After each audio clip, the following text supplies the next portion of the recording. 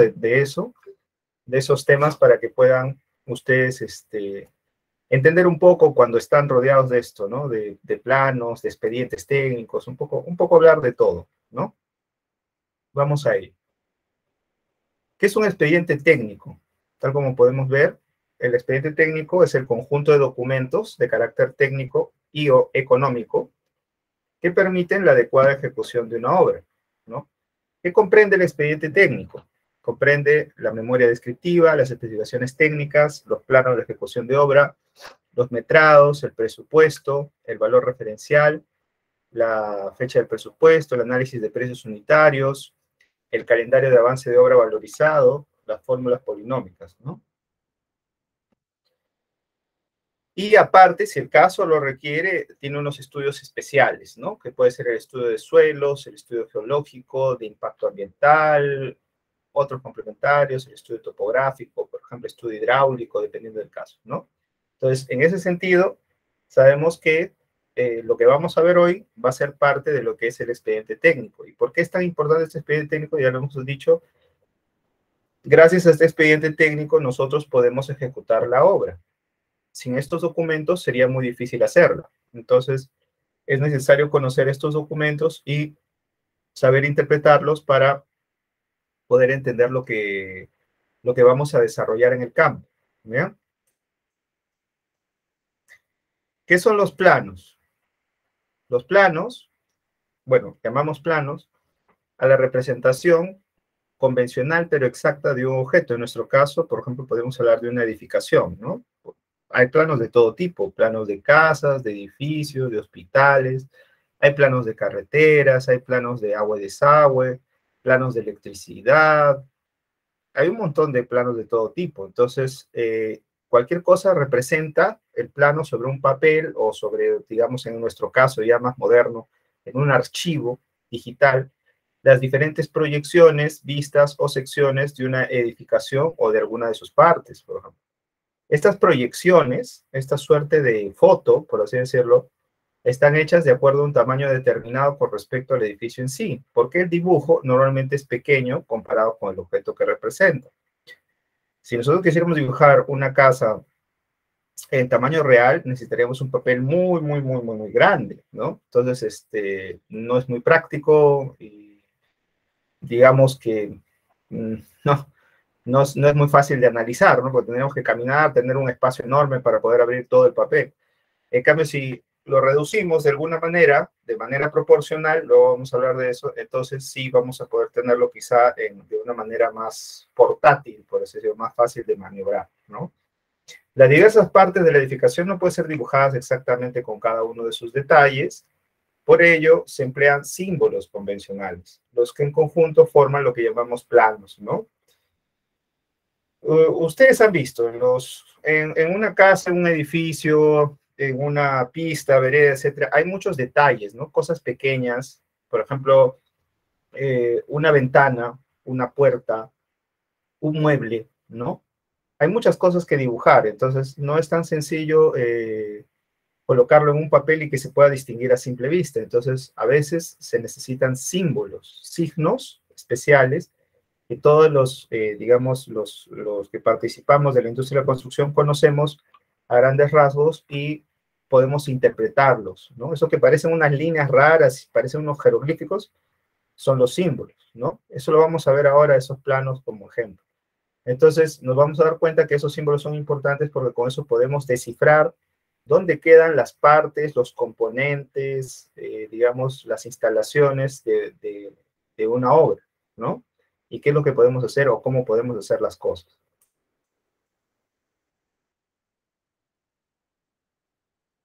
Ahora, estas proyecciones están hechas de acuerdo a un tamaño determinado con respecto al edificio en sí, como decía yo, porque el dibujo normalmente es pequeño, ¿no? Comparado con lo que representa.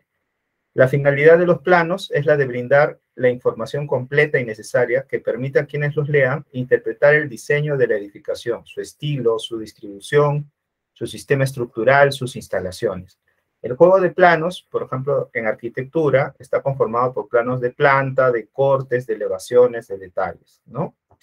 Pero ¿es solamente la arquitectura la que tenemos en los planos? No, hay planos de estructuras, planos de instalaciones sanitarias, planos de instalaciones eléctricas, plano de instalaciones mecánicas, etcétera, ¿no? Todos los que se necesiten, ¿no? Y son lo que más importante es lo que justamente tenemos que interpretar. Bien, vamos a ver lo que es el membrete. Dentro de todo plano hay lo que se llama el membrete. Es el elemento gráfico, componente de un plano, en el que se expresan todas las referencias del plano, del proyecto y del proyectista. ¿Qué debe decir el membrete o qué lleva ese membrete? Es un cajoncito, por así decirlo, dibujado en el plano, sobre todo en un costado o en una esquina, donde vemos el nombre y número de colegiatura del arquitecto o ingeniero, el nombre del propietario, que puede ser una empresa, puede ser una persona natural, etcétera. El tipo de obra, por ejemplo, una obra nueva, una ampliación, una remodelación, una rehabilitación, un mejoramiento, etcétera, ¿no? La ubicación o dirección de la obra, la especialidad del proyecto, si la especialidad es arquitectura, si es estructuras, etcétera. El nombre del dibujante, la fecha del plano, las escalas y otros datos que se considera conveniente, ¿no? Este es el membrete, por ejemplo, acá vemos un ejemplo de membrete, donde vemos, por ejemplo, este es un membrete simple donde dice es el plano de ubicación, ¿no? Este es un plano de ubicación, este es un membrete de un plano de ubicación. Hay membretes de todo tipo, ¿no? En este caso, un membrete de un plano de ubicación, ¿qué va? Va a provincia, distrito, urbanización, avenida, manzana, lote, porque queremos saber dónde se encuentra el terreno, quién es el propietario, el sello y firma del profesional, el nombre del profesional, obviamente, qué proyecto es, en este caso es una vivienda unifamiliar, el plano, ubicación, la lámina, es decir, el código del plano, que sería U01, la escala, bueno, aquí no se ha puesto, quién dibujó y la fecha, ¿no? De cuando se hizo este plano. Es lo que suele ir en un membrete y bueno, vamos a ir viendo otros tipos, ¿no? De acuerdo al plano, pero no se preocupen. Ahora hablemos de las escalas. Las escalas son una magnitud, un número, con el cual se calcula la reducción o la ampliación de un objeto que está en real y lo calculamos de modo que podamos dibujarlo en el papel o dibujarlo en un archivo, ¿no? Ya le hemos dicho, no es imposible dibujar el plano en la escala real, ¿no? Si dibujamos a la casa en la escala real sería muy grande. Si dibujamos a una escala más pequeña en todo y los detalles se van a hacer muy pequeños también. Entonces tendríamos que buscar otra escala para los detalles para que sean más grandes, porque no podemos verlos de tan pequeños que son. Por más símbolos que utilicemos, van a ser muy pequeños para descifrar, ¿no? Por ejemplo, si quiero saber el detalle de un encuentro de una puerta o el sistema de cerradura de una ventana, o quiero saber, por ejemplo, cómo se van a distribuir los closets en una habitación. Entonces, eso no voy a poder verlo fácilmente en el plano. Voy a tener que ver un detalle dentro de otro plano posiblemente, donde se vea claramente qué es lo que me quiere mostrar, ¿no? Entonces, para conseguir este objetivo de plasmar en el plano un objeto arquitectónico o en general cualquier objeto, es necesario en el primer caso reducir las dimensiones del objeto y en el segundo ampliar, ¿no? Reducir cuando es el plano general y cuando son los detalles se tienen que ampliar los detalles. ¿Bien? Entonces, esta relación de aumento o disminución es lo que llamamos escala, ¿no? Las escalas son proporcionales. Hemos dicho, por ejemplo, una escala 1:100 significa que el dibujo tiene un tamaño 100 veces menor que el objeto real. Como normalmente las escalas están en centímetros, entonces cuando tú dices una escala 1:100, significa que 1 centímetro en el plano equivale a 100 centímetros en la realidad. ¿Y cuánto es 100 centímetros? Es 1 metro. Entonces una escala de 1:100 significa 1 metro igual a 1 centímetro en el plano. 1 centímetro en el plano. Bien. ¿Qué escalas más usuales tenemos? Bueno, 1:100, 1:50, 1:25, 1:20, 1:10, etcétera, ¿no? Tenemos varias escalas, ¿no? 1:100, ya hemos dicho, es 1 centímetro en el plano, es igual a 100 centímetros en la vida real, ¿no? 1 centímetro en el plano igual a 50 centímetros en la vida real, o sea, medio metro, ¿no? 1 centímetro en el plano, 25 centímetros en la vida real, y así sucesivamente, ¿no? Hasta que tengamos la proporción que sea más adecuada para todos los casos. Aquí vemos algunos elementos que se dan en los planos en general, como podemos apreciar, ¿ya? Vemos ahí, por ejemplo, los muros. Hay muros de varios tipos, ¿no? ¿Cómo se ven los muros desde arriba en un plano de planta? Vamos acá tenemos un muro alto de ambiente techado, es decir, un lugar que tiene techo. Vemos acá este muro, no sé si se aprecia, este muro se ve así, ¿no? Luego tenemos un muro alto de ambiente que no tiene techo, es decir, un muro que está al aire libre, que es igual a un muro de parapeto, que es más pequeño, ¿no? En ese caso, cuando no hay techo, los muros tienen una línea más delgada y más clara, como se ve ahí, no tan oscura como los muros que están techados, ¿no? Luego tenemos el muro de alféizar, que se ve a la izquierda. Cuando hablamos de un alféizar, es la parte que hay desde el piso hasta la base de la ventana. Entonces, si vemos, el muro de alféizar tiene como 2 rayitas, ¿no? En el medio. Esas 2 rayitas en el medio representan la ventana. La ventana vista desde arriba, como en un corte, ¿no? Se ven como una rayita, es como una laminita. Entonces, eso significa que ese muro tiene una ventana encima, ¿no? Es un muro de alféizar, se dice. Y luego tenemos algunas proyecciones, como vemos a la derecha, ¿no? Tenemos, por ejemplo, una proyección sin techo, es decir, un área que no tiene techo, por eso vemos las líneas discontinuas, es decir, como segmentitos, ¿no? En forma de X, que significa que en ese espacio no hay techo. Es decir, si yo veo en un plano esto, significa que encima de mí, si me encuentro parado aquí, no hay un techo, ¿ok? Y lo mismo pasa cuando estoy en este tipo de rectángulo que vemos acá abajo, donde dice sin piso, cuando las líneas ya son continuas, ¿ok? Esta proyección de líneas continuas significa que no hay piso, es decir, este es un hueco, ¿no? Esta es la forma de dibujar un hueco. Esta es la forma de dibujar que no hay techo y esta es la forma de dibujar que hay un hueco. Pues lo que está abajo sin piso significa que hay un hueco, un vacío, un ducto, algo que se encuentra allí, ¿no? Bien.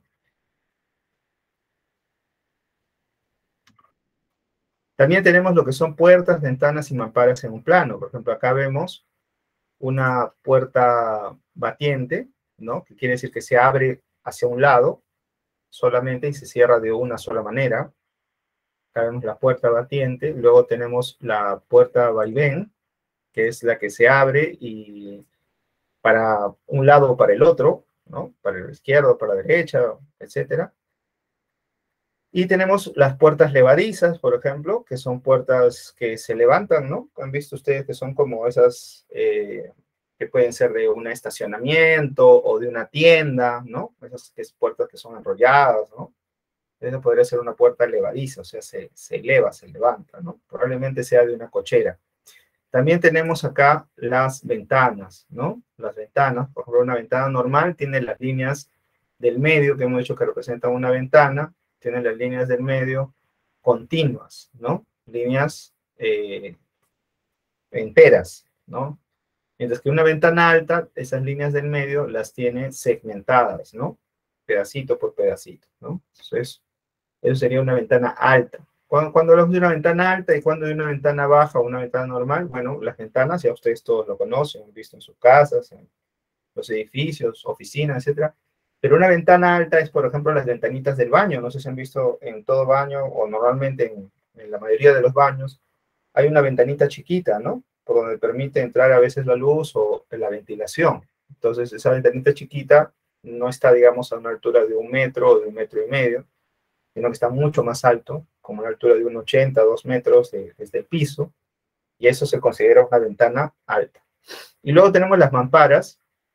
Como pueden ver a la derecha, una mampara es como si fuera una suerte de ventana puerta, ¿no? O sea, es todo un espacio que debería ser hecho por una puerta, pero es transparente, ¿no? Es transparente. ¿Han visto, no? Esas puertas que incluso son corredizas, que permiten hacer ese tipo de cosas, ¿no? Por supuesto, es mucho más moderno, entra más luz, ¿no? Las mamparas son muy agradables, sobre todo a la vista, etcétera, ¿no?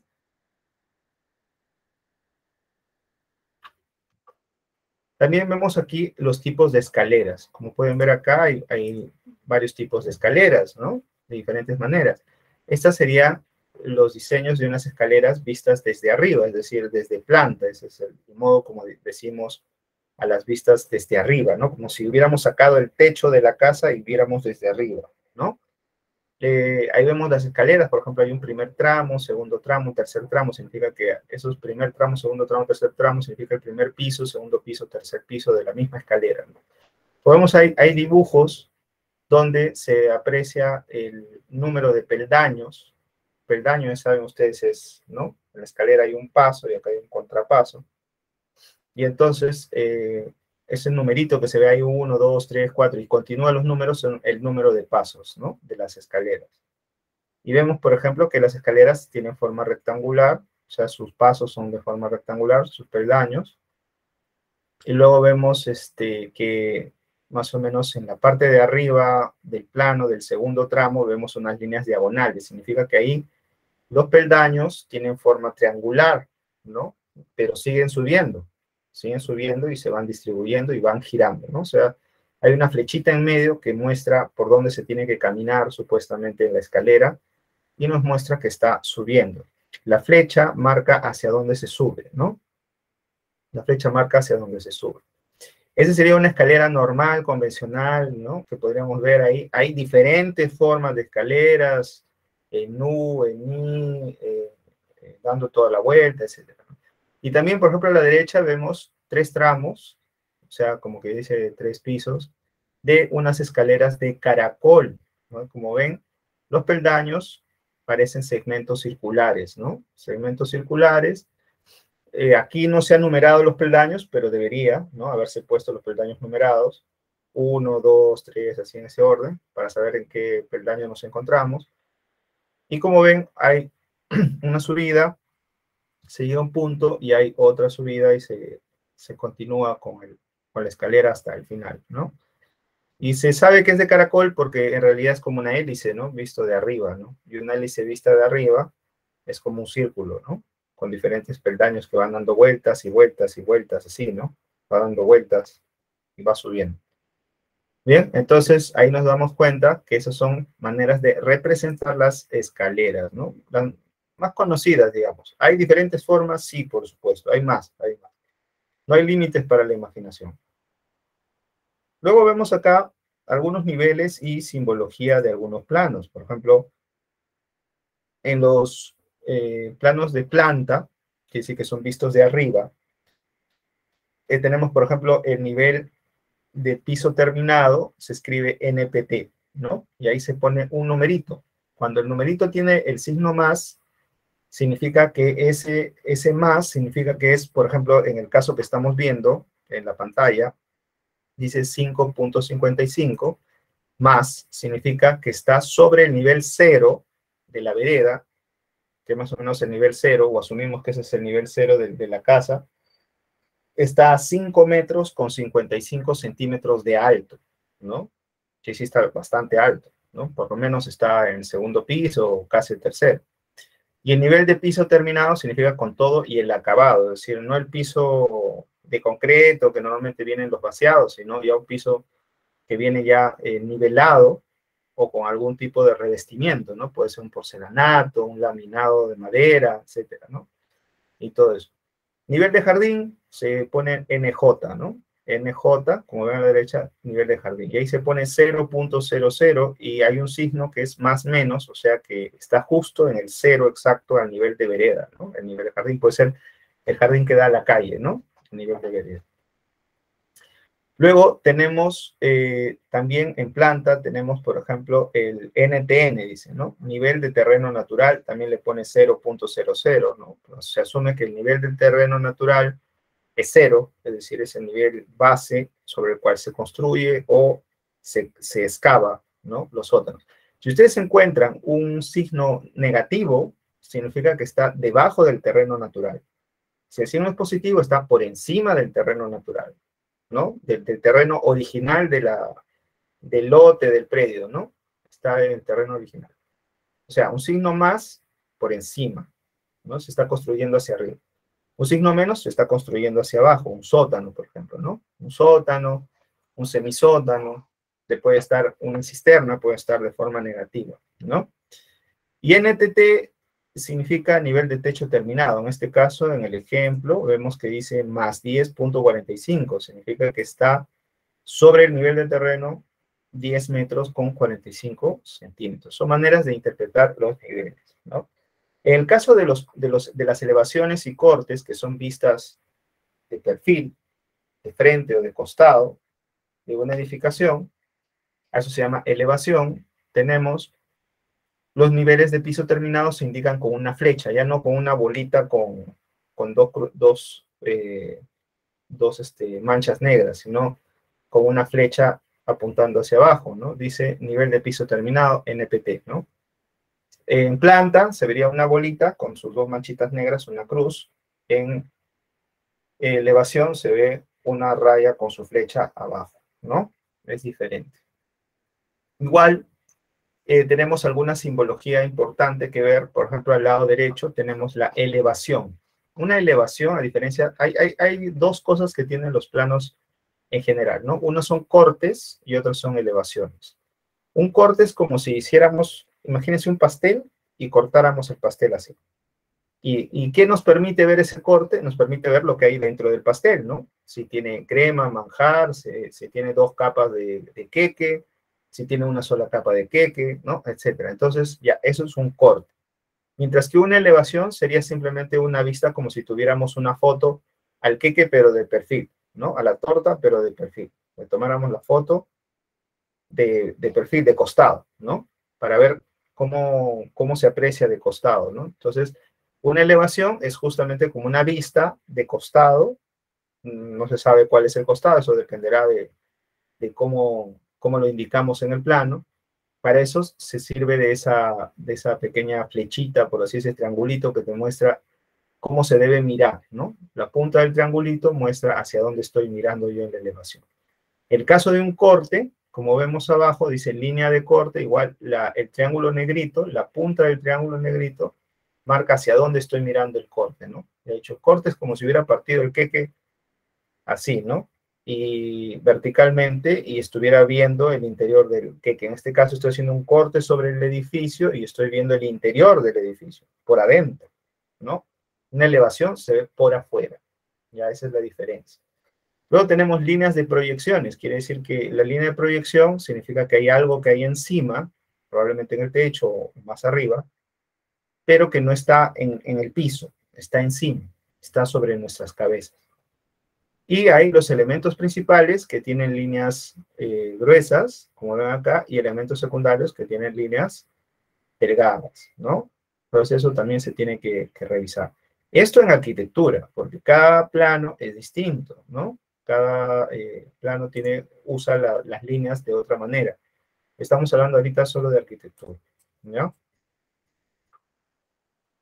También en los planos suele haber lo que llamamos los cuadros de vanos, que son los cuadros de los espacios vacíos, ¿no?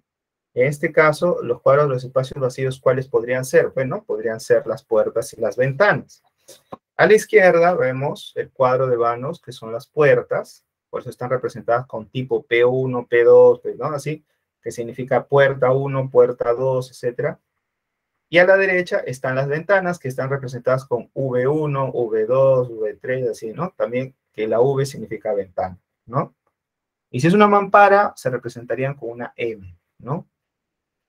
En el cuadro de puertas, ¿qué se necesita saber? ¿Y para qué nos sirve? Bueno, nos sirve sobre todo para conocer esos espacios, esos huecos, exactamente, porque a la hora de hacer la albañilería debemos saber hasta qué altura debemos levantar los muros que rodean esa puerta o esa ventana. Además, también sirve esas dimensiones para dárselo a los carpinteros que hacen las puertas o dárselo a los especialistas en vidrios que hacen las ventanas. Eso nos da una buena idea del material. Entonces, acá nos dice que las puertas se necesitan dos medidas, que son el ancho y la altura, ¿no? Es decir, el ancho y la altura, ¿bien? Les voy a mostrar que es una mampara para que lo notemos rápidamente. Ahorita voy a mostrarles. O que alguien me ha preguntado qué es una mampara. Lo expliqué, pero si quieren verlo bien, ahorita les muestro.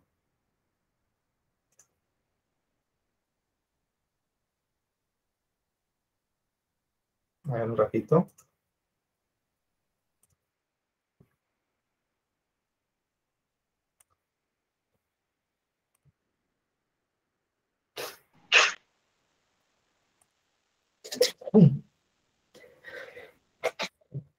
Perdón. A ver, esta es una mampara, ¿no? Como ven acá a la derecha. Es como si fuera una ventana y a la vez una puerta, ¿no? Suele ser de vidrio y como ven acá, eh, utiliza todo el espacio posible entre el techo y el piso, ¿no? De preferencia. Acá vemos otra, miren, acá de diferentes maneras, diferentes órdenes. Acá vemos otra. Tiene la función de puertas. Hay mamparas que no son corredizas, hay mamparas que no tienen hojas movibles, hay también mamparas que no se mueven. Por ejemplo, esta tiene las puertas en medio, pero las dos hojas de los costados no se mueven. Muchas de esas mamparas se usan como divisiones dentro de las oficinas, como pueden ver acá, ¿no?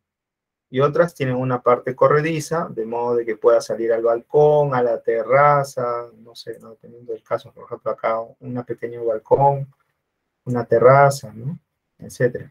La mayoría de mamparas, como pueden ver, son transparentes. Hay mamparas también que tienen diseños arenados, ¿no? Como ven acá a la derecha, esta es una mampara con un diseño arenado que no se ve fácilmente lo que hay detrás.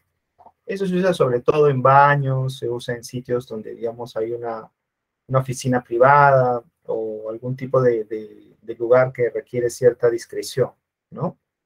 En general, eso es una mampara para que vean, ¿no? ¿Ya? Entonces, muy bien, Omar. Muy bien, espero que haya satisfecho tu curiosidad. Bien, entonces hablamos de las ventanas y mamparas, ¿no? Entonces acá vemos, para un ratito, regresamos a la pantalla. Vemos entonces qué necesitamos de las puertas. Dije yo, necesitamos de las puertas un ancho y una altura, ¿no? El ancho es la medida así, ¿no? Horizontal, digamos así, de la base de la puerta, y la altura, el alto de la puerta, ¿no? El alto de la puerta, una medida vertical. Entonces, esos dos datos nos dan una idea de cuánto más o menos mide esa puerta, ¿no? Por ejemplo, la puerta P1 mide 1,20 m de ancho, de forma horizontal, y tiene 2,15 o 2,16 de alto, ¿no? Y nos dice el material es de madera, es decir, es una puerta de madera, ¿no? Otras puertas son de vidrio, como vemos abajo, donde dice cuadro de vanos, abajo dice M1, M2, M3, M4, esas son mamparas, ¿no? Mampara 1, mampara 2, mampara 3. Y se dan cuenta, todas esas mamparas son de vidrio, porque dicen el material vidrio, vidrio, vidrio. Y hemos visto que es una mampara, justamente lo que ustedes estaban preguntando. Bien, solo necesito la medida del ancho y la altura. Ahora, las ventanas, además de tener el ancho y la altura de la ventana, tienen un nivel que se llama alféizar, ¿no? Alféizar, a ver si puedo mostrarles el alféizar. A ver, les voy a mostrar qué es un alféizar, ¿verdad? Como dije, el alféizar es la parte de la ventana, la parte que está debajo de la ventana. Ahorita vamos a ver eso, ¿no? Entonces se puede ver acá. Ahí está mejor. A ver, voy a compartir una imagen de internet.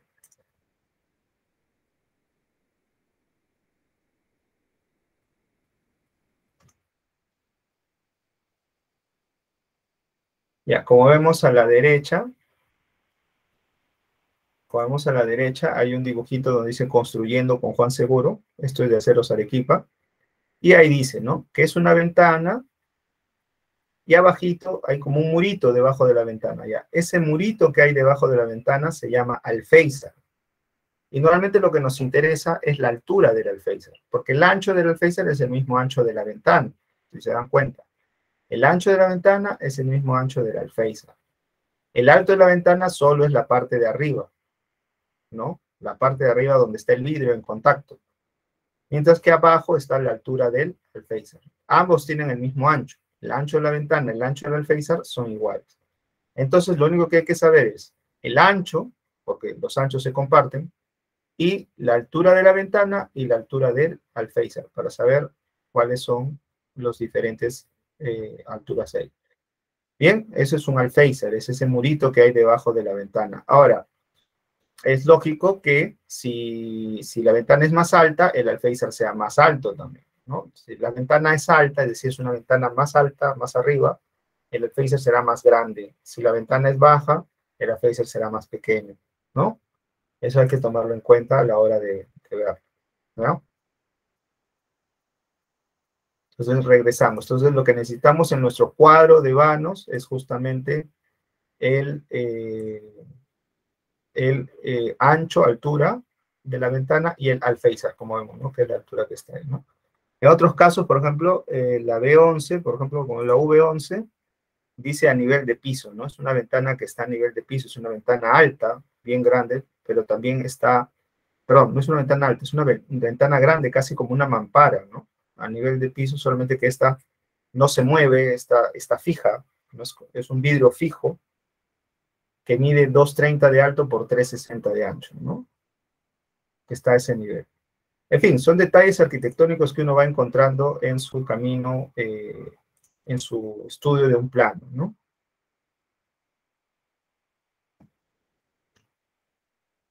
Ahora vamos a ver lo que es un plano de ubicación, que esto se ve mucho en los planos de arquitectura, que no son muy comunes, ¿no? Un plano de ubicación, como vemos acá a la izquierda, nos muestra en qué calle se encuentra el lote. Como vemos, el lote es un lote tipo L, parece una L volteada, como vemos acá, donde, si se dan cuenta, hay un vacío.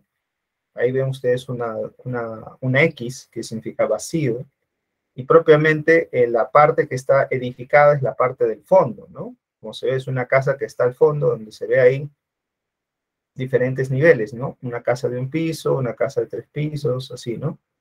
Y hay una entrada que es vacía, como vemos acá, ¿no? Entonces, ahí se encuentra esta vivienda, en la calle Hermanos Catari, por ejemplo, ¿no? Por ahí está Pasaje Reque, la Avenida La Marina está por allá, la calle Saña está por acá, etc. Entonces, ¿dónde se ubica? Se ubica en el esquema de localización, donde va a ir una zonificación, la ubicación del lote y su respectiva escala. Los planos de ubicación suelen estar en una escala 1:500, quiere decir 1 centímetro equivale a 5 metros de verdad. Y las escalas de localización son 1 en 10.000, ¿no? 1 en 10.000 quiere decir que 1 centímetro equivale a 100 metros de verdad, ¿no? 1 centímetro en el plano son 100 metros en la vida real. Bien, entonces esta es una manera de hacer un plano de ubicación. Acá, como vemos, también tiene un norte magnético. Tiene algunos cortes, como vemos acá, o secciones viales que están representadas por 1 y 2, ¿no? Son secciones viales en el plano de ubicación, y así sucesivamente. ¿Qué más vemos en el plano de ubicación? Vemos dos cuadros importantes, ¿no? Un cuadro normativo, donde están los parámetros, lo que dice el Reglamento Nacional de Edificaciones y lo que dice el proyecto, o sea, qué es lo que manda el reglamento y qué es lo que manda el proyecto. Y un cuadro de áreas donde se ven las áreas del primer piso, segundo piso, tercer piso, dependiendo de cuántos pisos tenga la edificación, cuánto es el área del terreno, cuánto es el área libre, que significa que ahí no se ha construido nada, y cuánto es el área construida donde sí hay un techo, ¿no?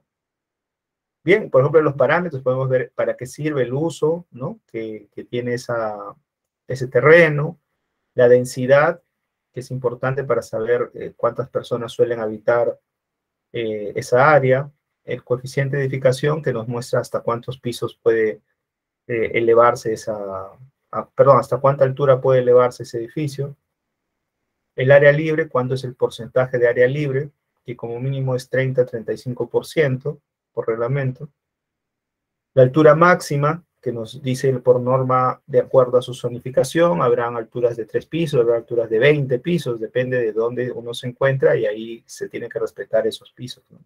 El retiro mínimo frontal, que viene a ser el retiro del frente de la fachada, de la calle hasta el inicio de la construcción, ¿no? Hasta el inicio de la edificación. Eso se llama retiro, ¿no?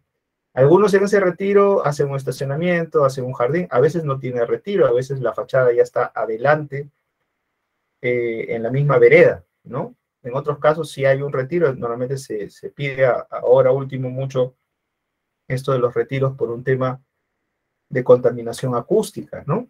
Por la finalidad de que la bulla de los carros, todo no afecte tanto el descanso o digamos, la vida cotidiana de los habitantes de la casa. Tener un retiro, normalmente estos retiros suelen ser de 3 metros para más, ¿no? Y esos 3 metros es como una suerte de aislamiento que evita que escuches todo el ruido de la calle directamente, ¿no? Beneficia mucho porque entonces puedes descansar mejor, no estás aturdido con el sonido, etc. Sobre todo en las avenidas los retiros son más grandes, ¿no? Y luego tenemos estacionamiento también, ¿no? Si es que tiene un estacionamiento 2 o cuánto es lo que manda su zonificación, si puede tener 2 o 3 estacionamientos o solo uno, ¿no?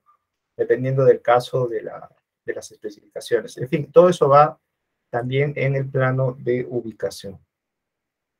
Y como dije, hay lo que se llama la sección de vías, ¿no? En este caso, había 2 secciones de vías. Como ven, acá hay una sección de vías donde se ve un auto de ida y de vuelta, quiere decir que es una pista de 2 sentidos, ¿no? O sea, van de frente y de reversa, con su respectiva vereda y jardín, ¿no? Ahí vemos que la vereda tiene 1,50 m de ancho y el jardín 2,50 y la pista tiene 6 metros. Y abajo, en la sección 2, donde está el pasajito, hay 2 jardines de 2,25 y una veredita de 1,50 m, ¿no? El respectivo pasaje. Entonces, esto se llama sección de vías, ¿no? Eso se usa mucho también en los planos de pistas y veredas. Las secciones de vías es muy usada en planos de pistas y veredas, ¿no? Pero este caso se puede usar para lo que es planos de ubicación. Bien, antes de pasar a la memoria descriptiva, vamos a ver algunos planos nosotros también que puedo manejarlos desde Autodesk TrueView. Quiero mostrarles, Autodesk TrueView es una aplicación que es gratis, no necesitas, digamos, un permiso, una licencia, nada. Perdón. Entonces ahí no hay ninguna complicación con los planos, ¿no? Porque hay gente que dice, no, pero no tengo AutoCAD, no puedo leer los planos. Sí, sería ideal que tuvieras AutoCAD, ¿no? Que es un software muy conocido para leer planos de forma digital, pero si no los tienes, puedes tener Autodesk TrueView, que es totalmente gratuito.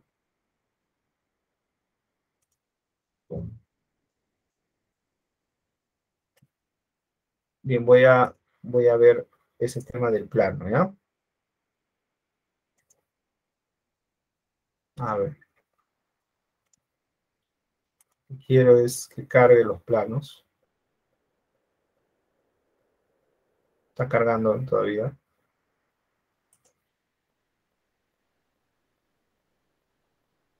Ahí está.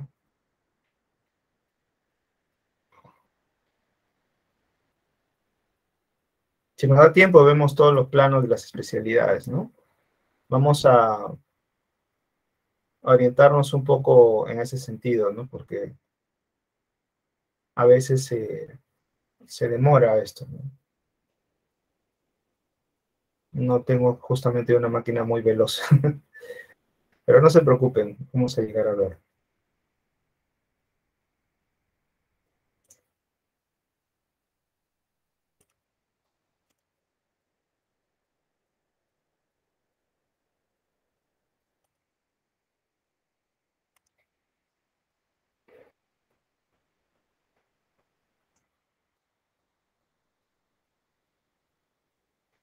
Aquí está, creo ya está. Ya cargó. Ahora sí. Ahora sí se aprecia.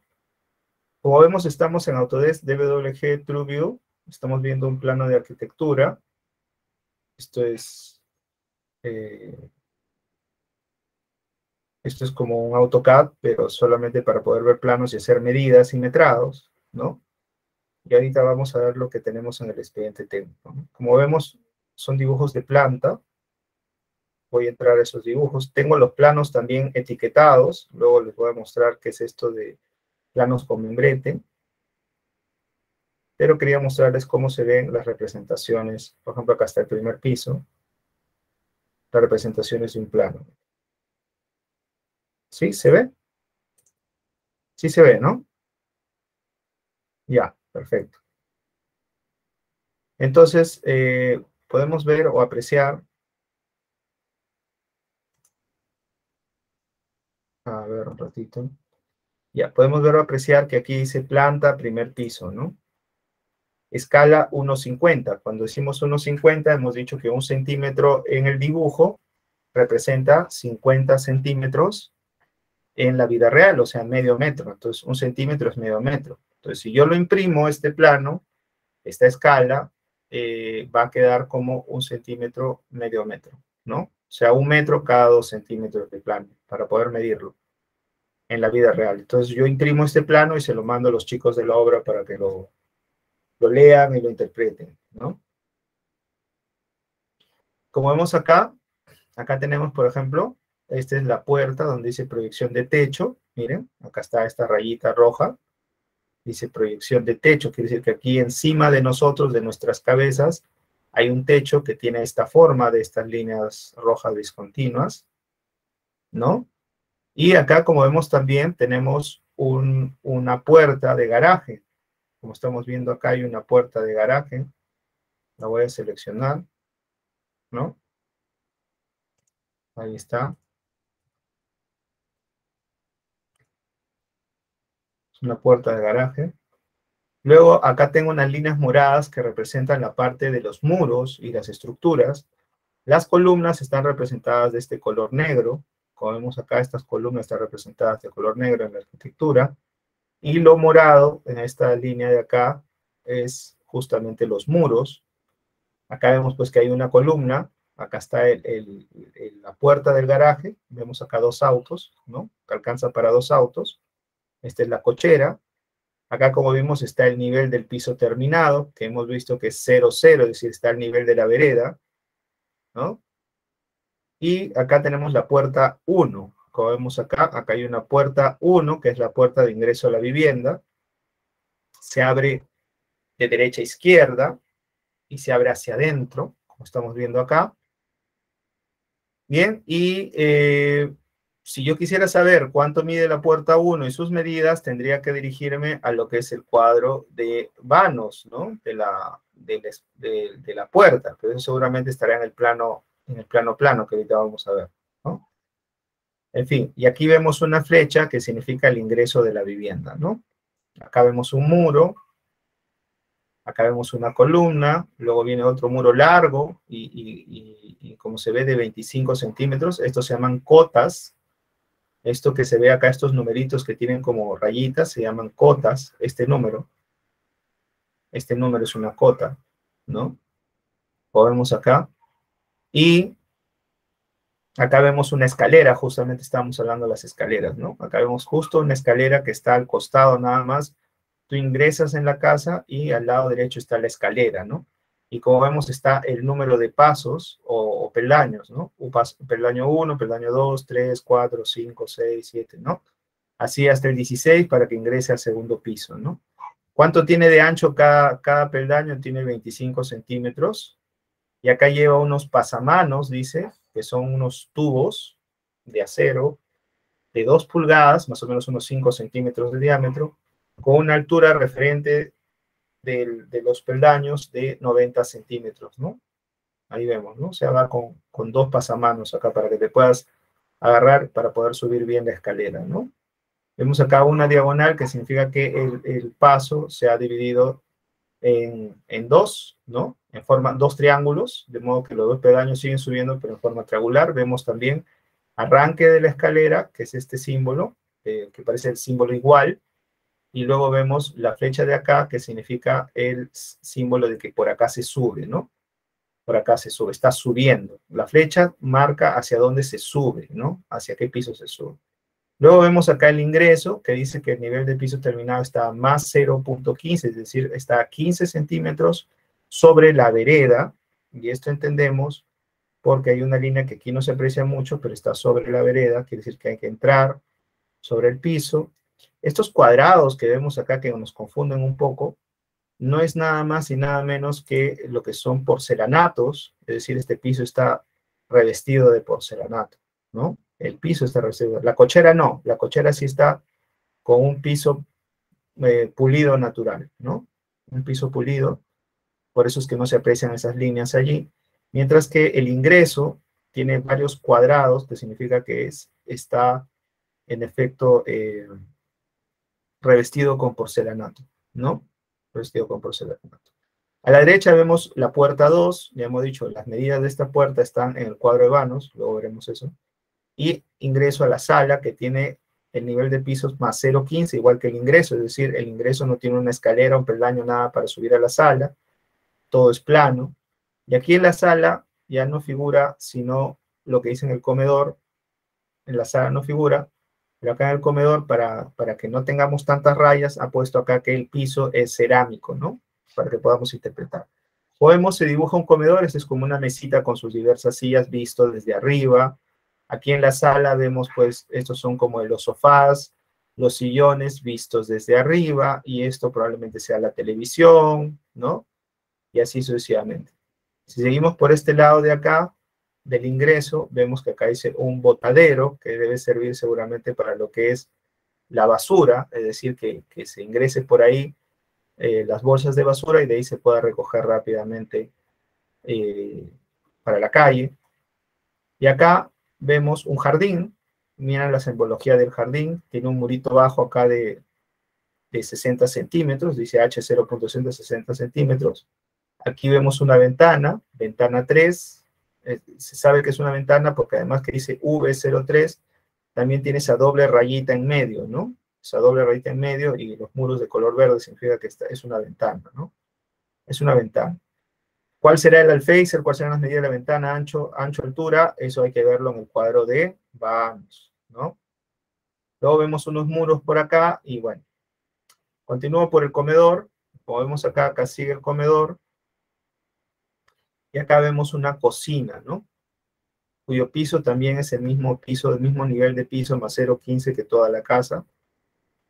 Vemos acá una barra tipo americana, con sus diferentes sillas.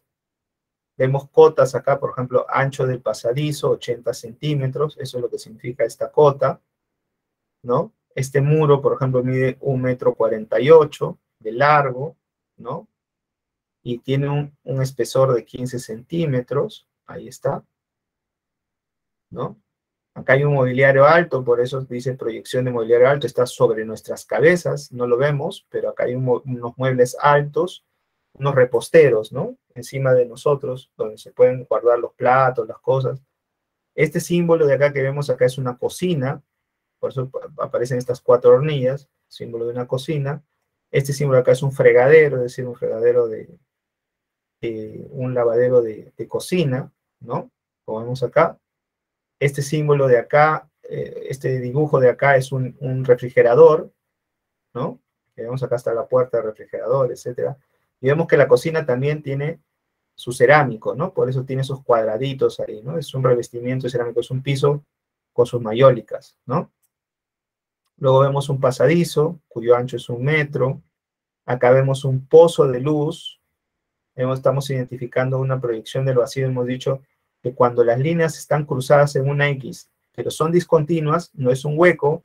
¿Qué cosa es? El hueco no está en nuestros pies, el hueco está sobre nosotros. Es un pozo, es un hueco que se ve levantando la cabeza, ¿no?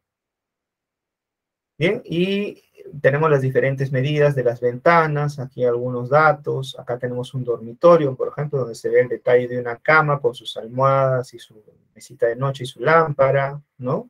Acá vemos un closet, la simbología del closet suele ser una línea diagonal para decir que todo esto es un closet probablemente de madera, ¿no? Acá hay una puerta también. Por ejemplo, este dormitorio 1, que es importante, tiene acá una silla con un tocador, acá está la cama, acá está el velador, acá está la puerta y acá al costado de 60 centímetros aproximadamente hay un closet también, acá como estamos viendo, ¿no? Un closet, ¿no? Un armario. Bien, su ventana, como vemos ahí, acá tenemos una lavandería y acá una terraza jardín que también como vemos, tiene una X grande con líneas discontinuas, significa que está vacío hacia arriba, ¿no? No hay techo, no tiene techo, ¿no? Está sin techo. Acá tenemos una lavandería, acá vemos una lavadora, acá vemos un lavadero de ropa, una puerta, este es un baño, como vemos acá hay una puerta del baño, acá es un lavatorio, ovalín, un inodoro y una ducha, ¿no? Si fuera una tina, se vería una forma medio ovalada, ¿no? Pero acá vemos solamente un huequito, significa es una tina, ¿no? Y tenemos una ventana alta acá, que ya hemos dicho es una pequeña ventana, ¿no? Estos cuadrados negros son columnas, ¿no? Y así sucesivamente. Acá tenemos un dormitorio principal con sus closets y su baño con su proyección de techo bajo, ¿no? Este dormitorio principal es una cama mucho más grande, con 2 veladores, ¿no? Etcétera, y un closet acá bien grande, ¿no? Un mueble bien grande, tiene su ventana, etcétera. Y así podríamos ver todos los planos posibles de esto. Como vemos, tiene varios pisos esta casa. Y también tiene lo que se llaman los cortes, ¿no? Los cortes. Acá vemos los cortes. ¿Qué es un corte? Ya les expliqué, ¿no? Es como cortar la torta en un sector y vemos todo el relleno que está dentro. Entonces acá vemos el interior, ¿no?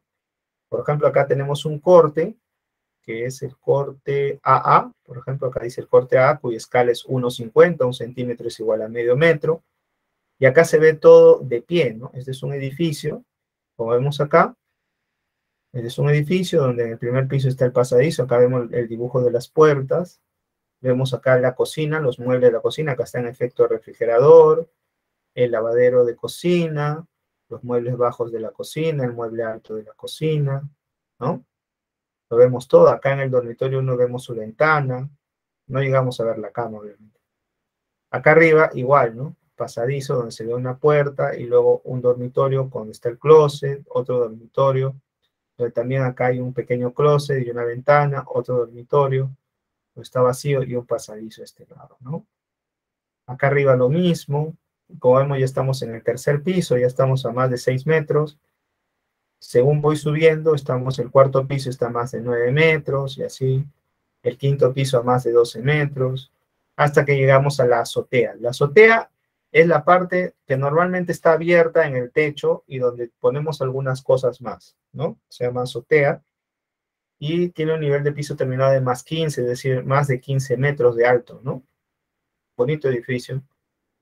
Ahí está la azotea y no vemos nada más que parapetos, y por acá dicen cobertura ligera para techo bajo, seguramente algo se guardará ahí arriba, ¿no? Un pequeño depósito, seguramente algo para poner ahí. También ustedes ven, si no lo han notado, no han sido muy perspicaces, que hay unos números en bolitas o unas letras en bolitas. Aquí acá lo aprecian. Miren, estos números que están en una bolita. Acá dice 1, 2, 3, ¿no? Y acá tienen letras, ¿no? E, D', D, C. Ya, estos se llaman ejes. Son los ejes para trazar todo el diseño arquitectónico en el terreno. Entonces estos se llaman ejes, ¿no? Y aquí estos ejes también, como vemos acá, también se ven en el corte, ¿no? 1, 2, 3. De esa manera se puede identificar el corte mejor, ¿no? ¿A qué nos están refiriendo? Es un corte A. Ahora tenemos un corte B, donde acá aparecen, por ejemplo, los autos, ¿no? Esta es la cochera, donde está el ingreso y su plantita, ¿se acuerdan?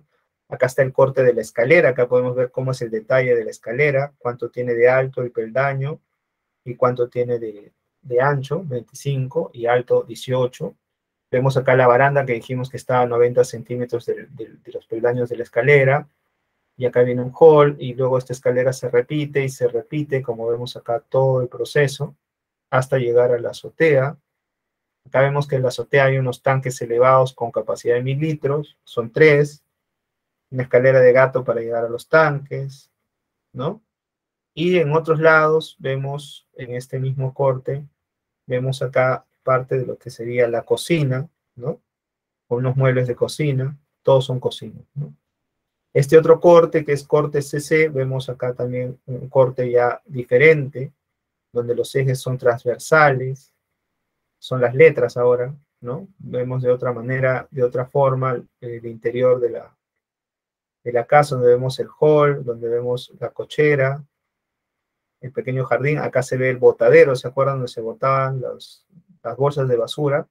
Acá se ve la puerta de ese botadero, ¿no? Cómo se abre, los baños, pasadizos, y este es el pozo de luz, como vemos acá, está abierto, por eso decía aquí está abierto, es un hueco, donde se permanece abierto hasta el final, ¿no? Hasta aquí, hasta la azotea, sigue abierto como un hueco acá, ¿no? Un pozo de luz, etcétera, ¿no? Y lo mismo, y de ahí tenemos una elevación, ¿no? Acá tenemos una elevación frontal, es decir, cómo se vería la fachada del edificio. Acá lo tenemos, ¿no? El edificio bastante moderno. No haga mucho caso a los colores, porque los colores más que nada lo que determinan es el grosor en el AutoCAD, determinan el grosor de las líneas, no tanto el color. O sea, no crean que esto es el color verdadero del edificio, ¿no? Sería un poco estrambótico. Pero sí determinan el color. Entonces, determinan el grosor de las líneas. Por ejemplo, acá vemos, esta es la puerta de cochera, acá tenemos la puerta de ingreso, acá es seguramente el timbre intercomunicador, ¿no? Y acá vemos, esto es la escalera que tiene unas maderitas ahí que cruzan, ¿no? Con sus jardineras, donde se supone que hay unas plantitas, unas jardineras con sus plantitas, y está revestido como de piedra, ¿no? Esta es una celosía, dice, de tubos, dice, ¿no? No es madera, dice, es tubo. Son unos tubos rectangulares que cruzan todo, ¿no? Y acá vemos, acá hay otro tubo rectangular por acá, vemos plantitas acá en todos los pisos, ¿no? Se ve bonita la fachada, se ve agradable. Esto se llama elevación. Bien, no sé si hay preguntas aquí, ¿alguna pregunta? ¿Alguna pregunta que quieran saber? ¿Algo que por ahí les interesa saber? Bien, ahora veamos, ¿les parece si vemos otro tipo de plano? Pero que este plano, hemos visto, es un plano de arquitectura, es decir, de todos los detalles, la parte estética, digamos así, de la, ¿cómo se llama? De la edificación, ¿no? La parte estética. Vamos a dejar de compartir un ratito y vamos a irnos a otro plano, que es el plano de estructuras. ¿Ya?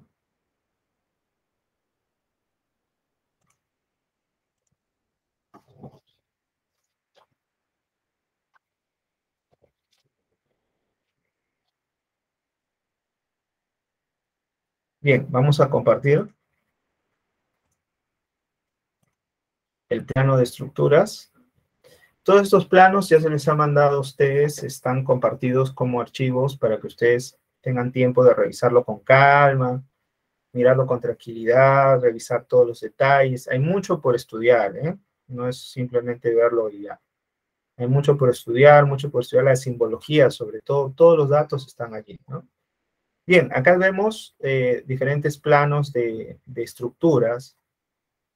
Cada uno de estos rectangulitos es un plano, ¿no? Y como vemos, acá sí hay un membrete, acá sí ya podemos ver un membrete donde dice acá claramente quiénes son los propietarios. Acá dice el tipo de proyecto, es una vivienda, el tipo de obra es una obra nueva, quién es el profesional, es un ingeniero civil con especialidad de estructuras. Acá dice la descripción, la planta de simulación y detalles. Se supone que por acá podemos poner una firma o un sello, ¿no? Quién hizo el dibujo, la fecha, la escala 1.50 y el código de la lámina, ¿no? E01. Eso es una de tres, o sea, son tres láminas de estructuras, ¿no? Y acá vemos lo que es la parte de la cimentación. Podemos, se parece un poco a la distribución, pero acá la diferencia es que solamente figuran las columnas, como vemos acá, con sus zanjas, que vemos está en forma rectangular, y sus zapatas, ¿no? Que vemos acá. Esto que dice Z4, Z2 son zapatas, lo que está en C1, C2 son las columnas, ¿no? Y como vemos están todos los ambientes, ¿no? La terraza, la lavandería, todo esto se interpreta como que todo esto va a ser excavado y posteriormente llenado con concreto. Lo que está en verde son los muros de albañilería, las líneas verdes son los muros de albañilería, mientras que lo que está en amarillo, amarillo son columnas, ¿no? Columnas. Si hubiera una placa o algo especial, por ejemplo, en este caso la cisterna, son muros excavados que también son vaciados con concreto, ¿no? Como vemos acá. Bien. Y para saber cómo son estas zapatas o estas columnas, hay cuadros respectivos de detalle. Como vemos acá, todo el plano está lleno de detalles. Por ejemplo, acá vemos un cuadro de columnas, donde vemos que hay tres tipos de columnas, C1, C2 y CA. Entonces, estas columnas C1 mide 35 centímetros de ancho por 25 de profundidad, ¿no? Entonces, no es muy grande, es una columna pequeña, ¿no? Un poco así, nada más. Y vemos acá unos detalles de los fierros que se van a utilizar para el concreto armado. Son columnas de concreto armado, por eso tienen estas figuritas acá, ¿no? Es decir, es un vaciado hecho de mezcla de concreto y acá, estas bolitas que vemos acá son los fierros, ¿no? Son los fierros que atraviesan ese concreto a lo largo. Y esto celeste, que se ve que tiene como unos ganchitos, se llama el estribo, que confina la columna. Les voy a mostrar justamente eso. A ver, vamos a mostrarles una columna.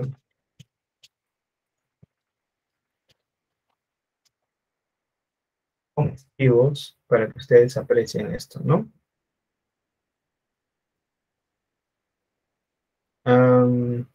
¿Cuál podría ser algo más didáctico para que ustedes lo puedan ver? A ver, una foto lo dice todo siempre, ¿no? A ver,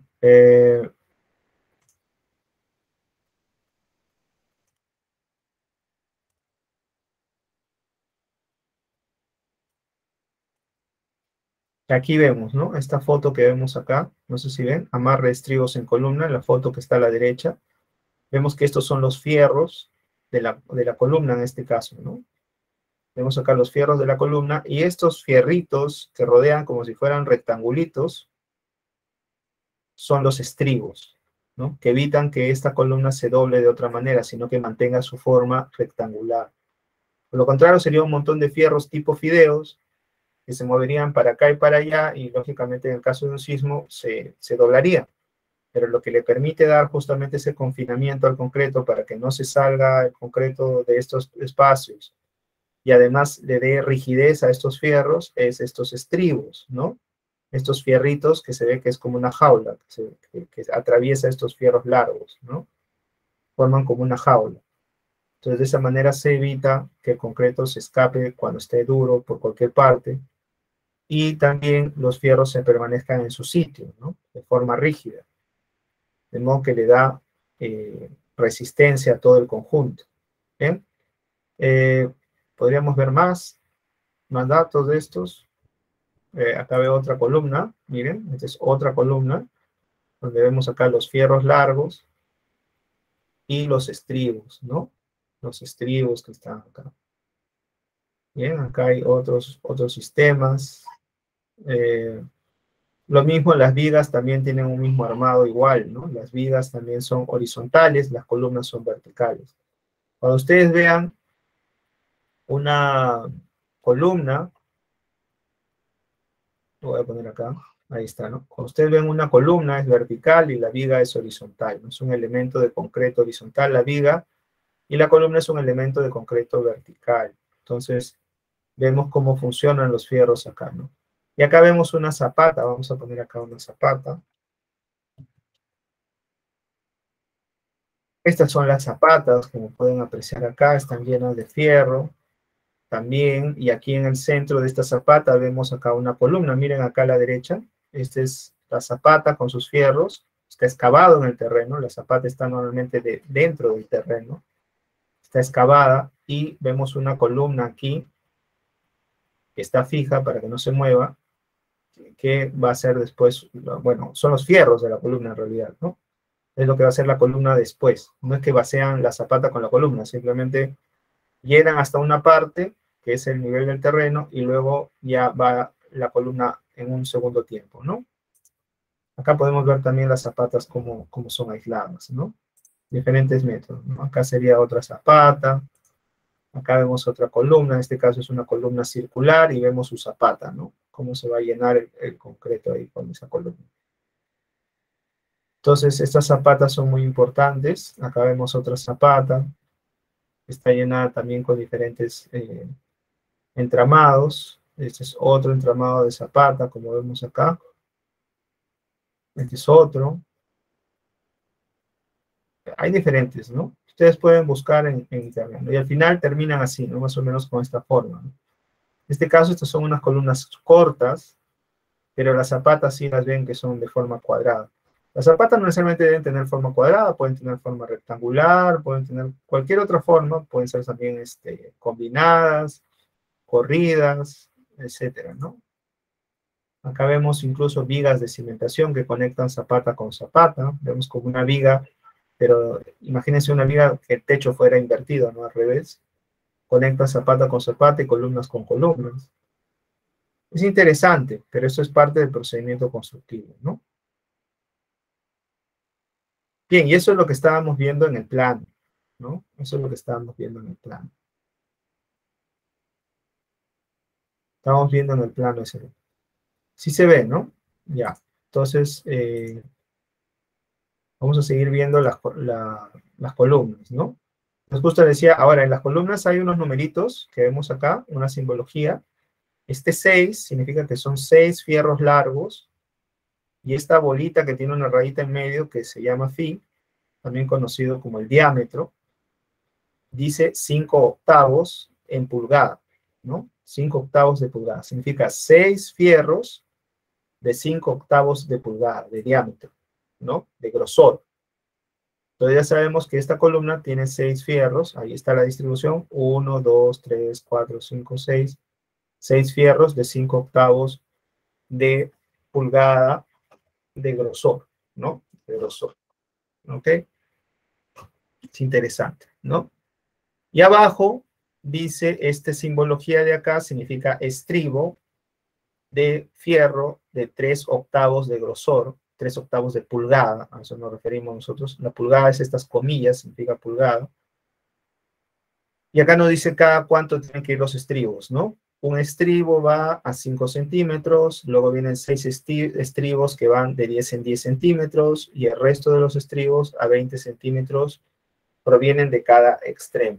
Cuando hablan de cada extremo, significa que vienen de abajo hacia el centro y de arriba hacia el centro, ¿no? Se encuentran en el medio, ¿no? Es decir, empieza con un fierrito a 5 centímetros de abajo a 5 centímetros de arriba. Luego vienen 6 fierritos, 6 estribos de cada 10 centímetros. 6, 1, 2, 3, 4, 5, 6. Acá también, 1, 2, 3, 4, 5, 6. Y el resto que hay en medio está cada 20 centímetros, ¿no? Cada 20, cada 20, cada 20. Se completa.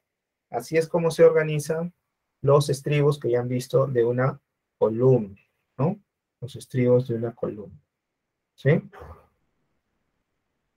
Los estribos de una columna. Acá tenemos la columna 2, que es un poquito más corta que la otra, y acá nos dice que tiene 4 fierros de 5 octavos, que son a las esquinas, y 2 fierros de media en el medio. Distribución de estribos. Luego tenemos una columna A, que así se llama CA, columna A, que es más pequeña y tiene solo 4 fierros de media, ¿no? De media pulgada. 1, 2, 3, 4. Mide 25 por 15 y listo, ¿no? En los planos de estructuras nos dan siempre los parámetros sismoresistentes que los ingenieros civiles comprenden perfectamente.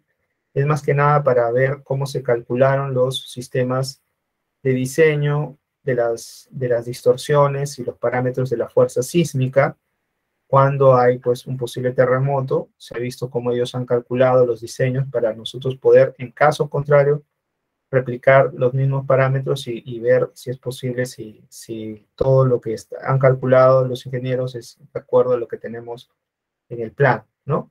Además de especificaciones generales, por ejemplo, nos dice cuánto debe ser la resistencia del concreto de falso cimiento, cuánto debe ser la resistencia del concreto en cimientos corridos, cuánto debe ser la resistencia del concreto en sobrecimiento simple, cuál debe ser la resistencia en concreto armado, cuál debe ser la calidad del acero, cuántos deben ser los recubrimientos, es decir, la distancia que hay entre el fierro y el encofrado, ¿no? En caso de zapatas, columnas, vigas, aligerados, etcétera.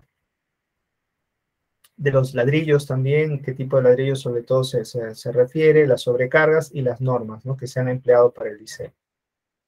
Bien, igualmente acá vemos un detalle típico del gancho del estribo, donde se ve de qué diámetro es el estribo, si es de 1/4, de 6 milímetros, de 3/8. En este caso se ha preferido en las columnas un estribo de 3/8, por lo tanto, aquí vemos cuántas son las longitudes de los ganchos, ¿no? En este caso la longitud del gancho es de 15 centímetros. Acá vemos los cuadros de zapatas, cómo se debe leer el cuadro de zapatas. Y aquí vemos los detalles típicos de zapata, ¿no? Este es un corte, como vemos acá, es un corte en un detalle cuya escala es 1 centímetro y es igual a 25 centímetros de verdad. Donde vemos acá tiene un solado, es decir, un pequeño concreto de nivelación, no es muy resistente, solamente es para poder nivelar la zapata.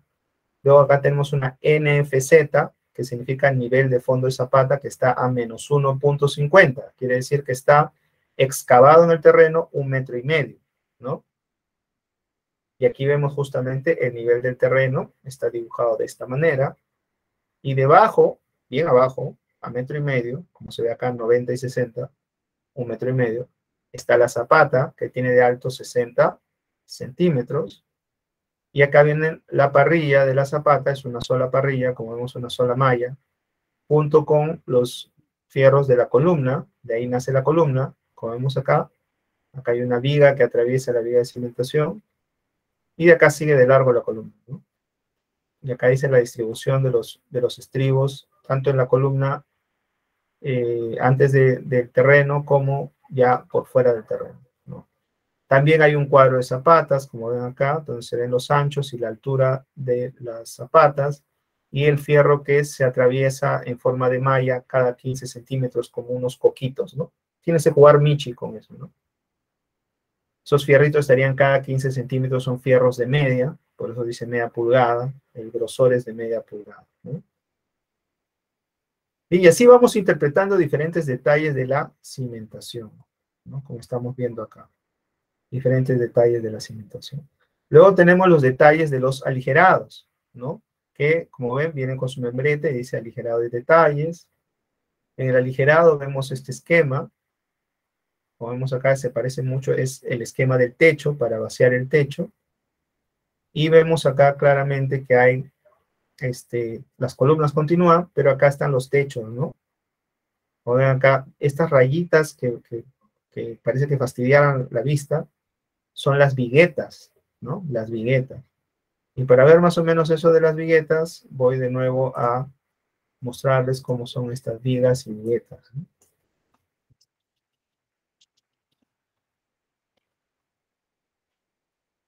Y quiero que vean cómo funciona esto, ¿no? Entonces, a ver,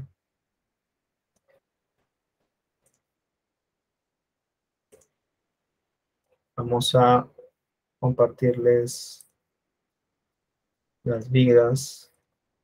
Ahí está, ¿no? No sé si lo ven a la derecha. Ahí está, esa es la losa. En este caso, esas son prefabricadas, ¿no? Más fácil de trabajar. Eh, Vamos a buscar una losa un poco más entendible.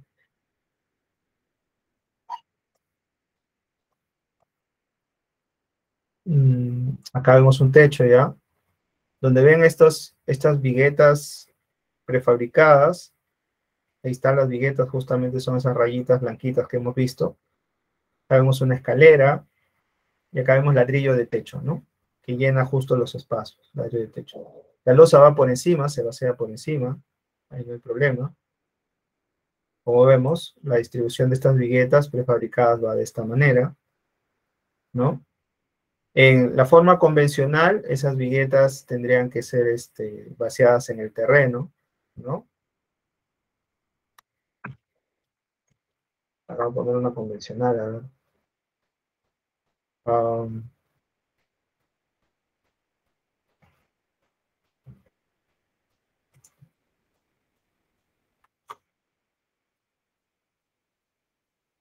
para que lo vean. A ver, un dibujito que se parezca.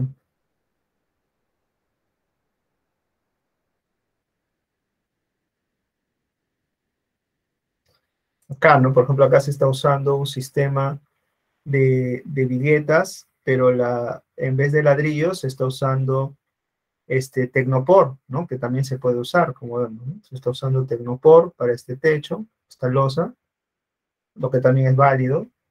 Si ven acá se puede usar esta losa con ladrillos de cemento, ese es otro tipo de ladrillo de cemento, ¿no? Con otros bloques, con sus viguetas y sus fierros acá. Las vigas son estos fierros gruesos que se ven por acá pasando. Eh, Acá vemos otro techo, como vemos con sus viguetas y sus bloques, en este caso sus bloques de cemento. Ahí están vaciando así con balde, ¿no? Están utilizando el balde. Acá también vemos otro techo así, hecho con viguetas convencionales, no son viguetas pretensadas. Quizás es por la forma que tiene, ¿no? En fin, esas son losas aligeradas, eso es lo que quiere decir, ¿no? Que cuando tienen ese dibujito del mapa, como vemos en el plano, a ver, nuevamente, ¿no? Cuando tiene este dibujito de estas rayitas, significa que son losas aligeradas. Cuando no tienen esas rayitas, significa que son losas macizas y probablemente tengan unos fierritos ahí, ¿no? Algún color o algo en particular que muestre que son losas macizas. ¿Y cuándo son losas macizas? Cuando todo es pura malla, ¿no? Pura malla de fierro, ya no hay viguetas, ya no hay ladrillos de techo. En este caso sí hay ladrillos de techo, ¿bien? Y aquí vemos una X, ¿no? Grande, significa pozo de luz, es decir, acá hay un hueco, ¿no? No tiene piso, en este caso hay un hueco. Acá también está vacío, ahí su nombre lo indica, vacío, ¿no? Está vacío, o sea, ahí no hay techo en esa parte, no hay techo. Acá tampoco hay piso, ¿no? Y este es el borde del techo, las viguetas respectivas, ¿no? Las vigas, como ven, están también numeradas, dicen BS o BP3, ¿no? Algún código de las vigas. Entonces 0,25 es el ancho de la viga y 0,40 sería el alto de la viga, ¿no? El alto de la viga. Y hay más indicaciones, lamentablemente el tiempo nos está ganando. Quería mostrarles un poco el tema de las estructuras, que es súper apasionante. También tenemos las instalaciones sanitarias. Aquí vemos, por ejemplo, su membrete, donde dice que estos son instalaciones sanitarias. Y vemos acá el agua fría del primer piso. Como vemos, acá está el medidor y acá está la tubería, ¿no? Como vemos, cuando es agua fría, va con una raya y un punto el tubo, ¿no? Va con una raya y un punto el tubo y dice el diámetro de la tubería, ¿no? No es fierro, acá el diámetro significa diámetro de media, ¿no? Que es tuberías de media. Acá también, ¿no? Acá dice media PVC, quiere decir que el tubo es de PVC, es un plástico especial, polivinilo clorinado, y acá vemos unos triangulitos que muestran que son válvulas, ¿no? Esta es una llave de jardín, esa es la simbología de la llave de jardín, seguramente para su jardín o algún tipo de cosa, ¿no? Porque esta es la cochera. Acá vemos la cisterna, donde están las tuberías de succión, y acá hay un cuarto de máquinas donde están las bombas. Luego tenemos acá otro medidor. Acá se ve cómo suben los tubos, dice de impulsión del agua hacia los tanques elevados. Acá igualmente vemos los baños con sus respectivas instalaciones. Vemos que todos los tubos son de media pulgada de diámetro de PVC para lo que es el agua, ¿no? Y estas son las respectivas llaves, ¿no? Llaves de salida, en este caso llaves de agua caliente, llaves de agua fría. ¿Cómo saber cuál es agua caliente y cuál es agua fría? Porque el agua fría tiene una raya con un punto en el tubo, como ven acá, es una línea de raya con un punto, raya con un punto, raya con un punto, ese es el agua fría. Y aquí, como se aprecia acá, este es el agua caliente, es una raya con dos puntos, raya con dos puntos, ¿no? Raya con dos puntos así.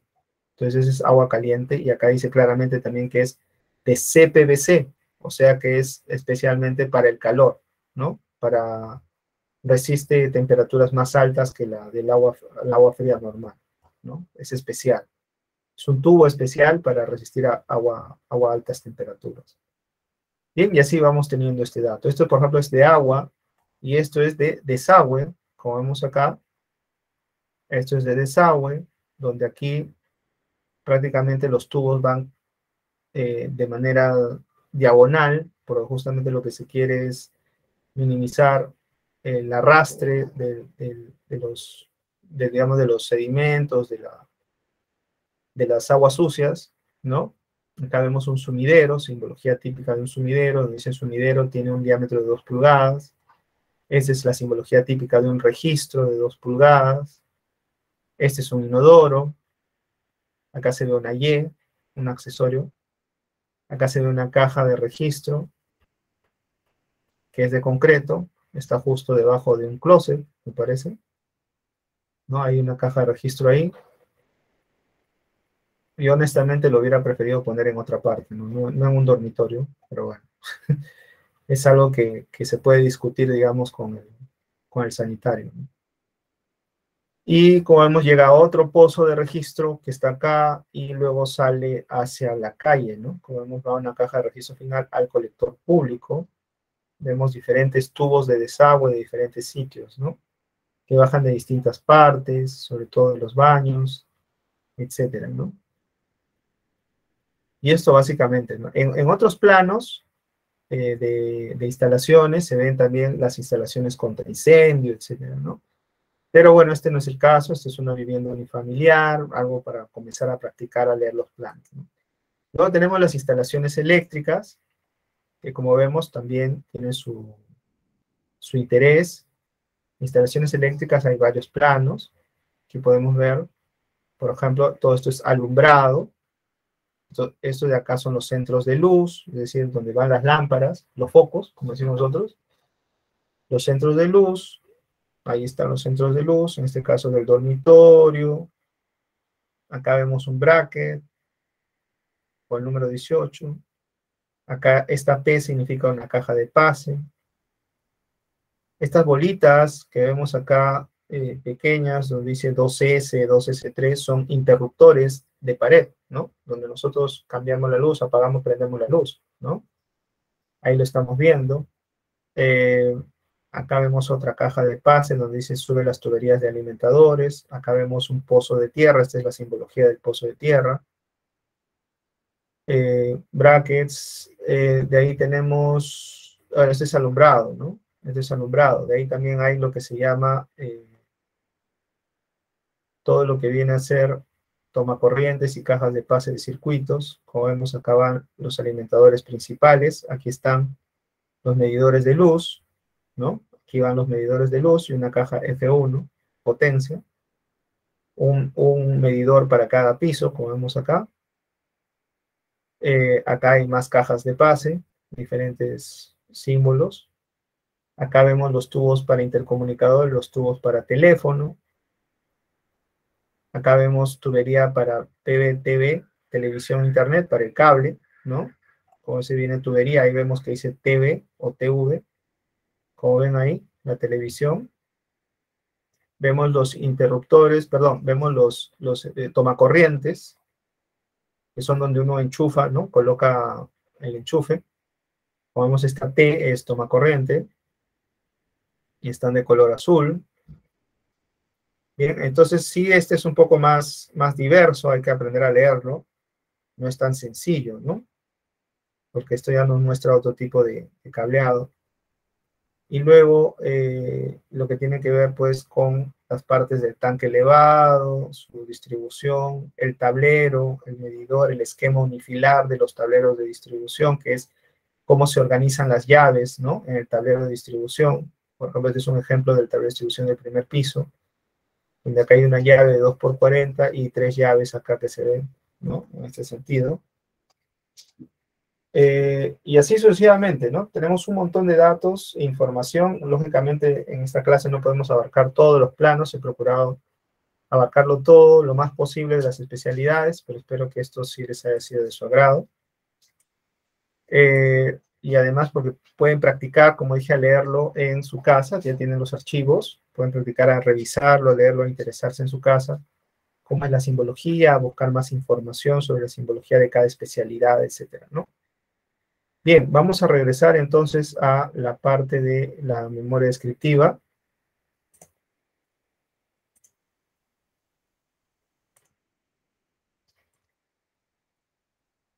¿Qué es la memoria descriptiva? Es un documento técnico que forma parte del proyecto, ya lo hemos visto. Informa de las decisiones tomadas en el proyecto y los criterios que las validan, dando ideas sobre cómo funciona, los materiales a emplear y los objetivos a cumplir. ¿Y qué son las especificaciones técnicas? Son el conjunto de reglas y documentos vinculados a la descripción de los trabajos, método de construcción, calidad de los materiales, sistemas de control de calidad, procedimiento constructivo, métodos de medición y condiciones de pago. Cada partida o conjunto de partidas que conforman el presupuesto de obra debe contener sus especificaciones técnicas propias, ¿no? Detallando las reglas que definen las prestaciones, como por ejemplo los materiales, procedimiento constructivo, forma de medida y pago. Bien, vamos a ver justo esos ejemplos que les he pasado como, digamos, como adicionales, ¿no? Como anexos a la clase, que ustedes lo pueden tener acá. Vamos a compartir esos documentos. Un ratito vamos a revisar qué contiene una memoria y qué contiene una, una especificación técnica, ¿no?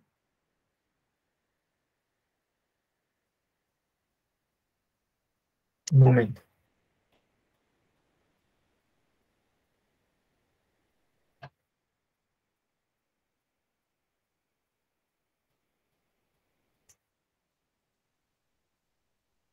Bien, por ejemplo, acá tenemos una memoria descriptiva de vivienda multifamiliar. Ahorita lo vamos a ver. Un ratito voy a compartir. Aquí está.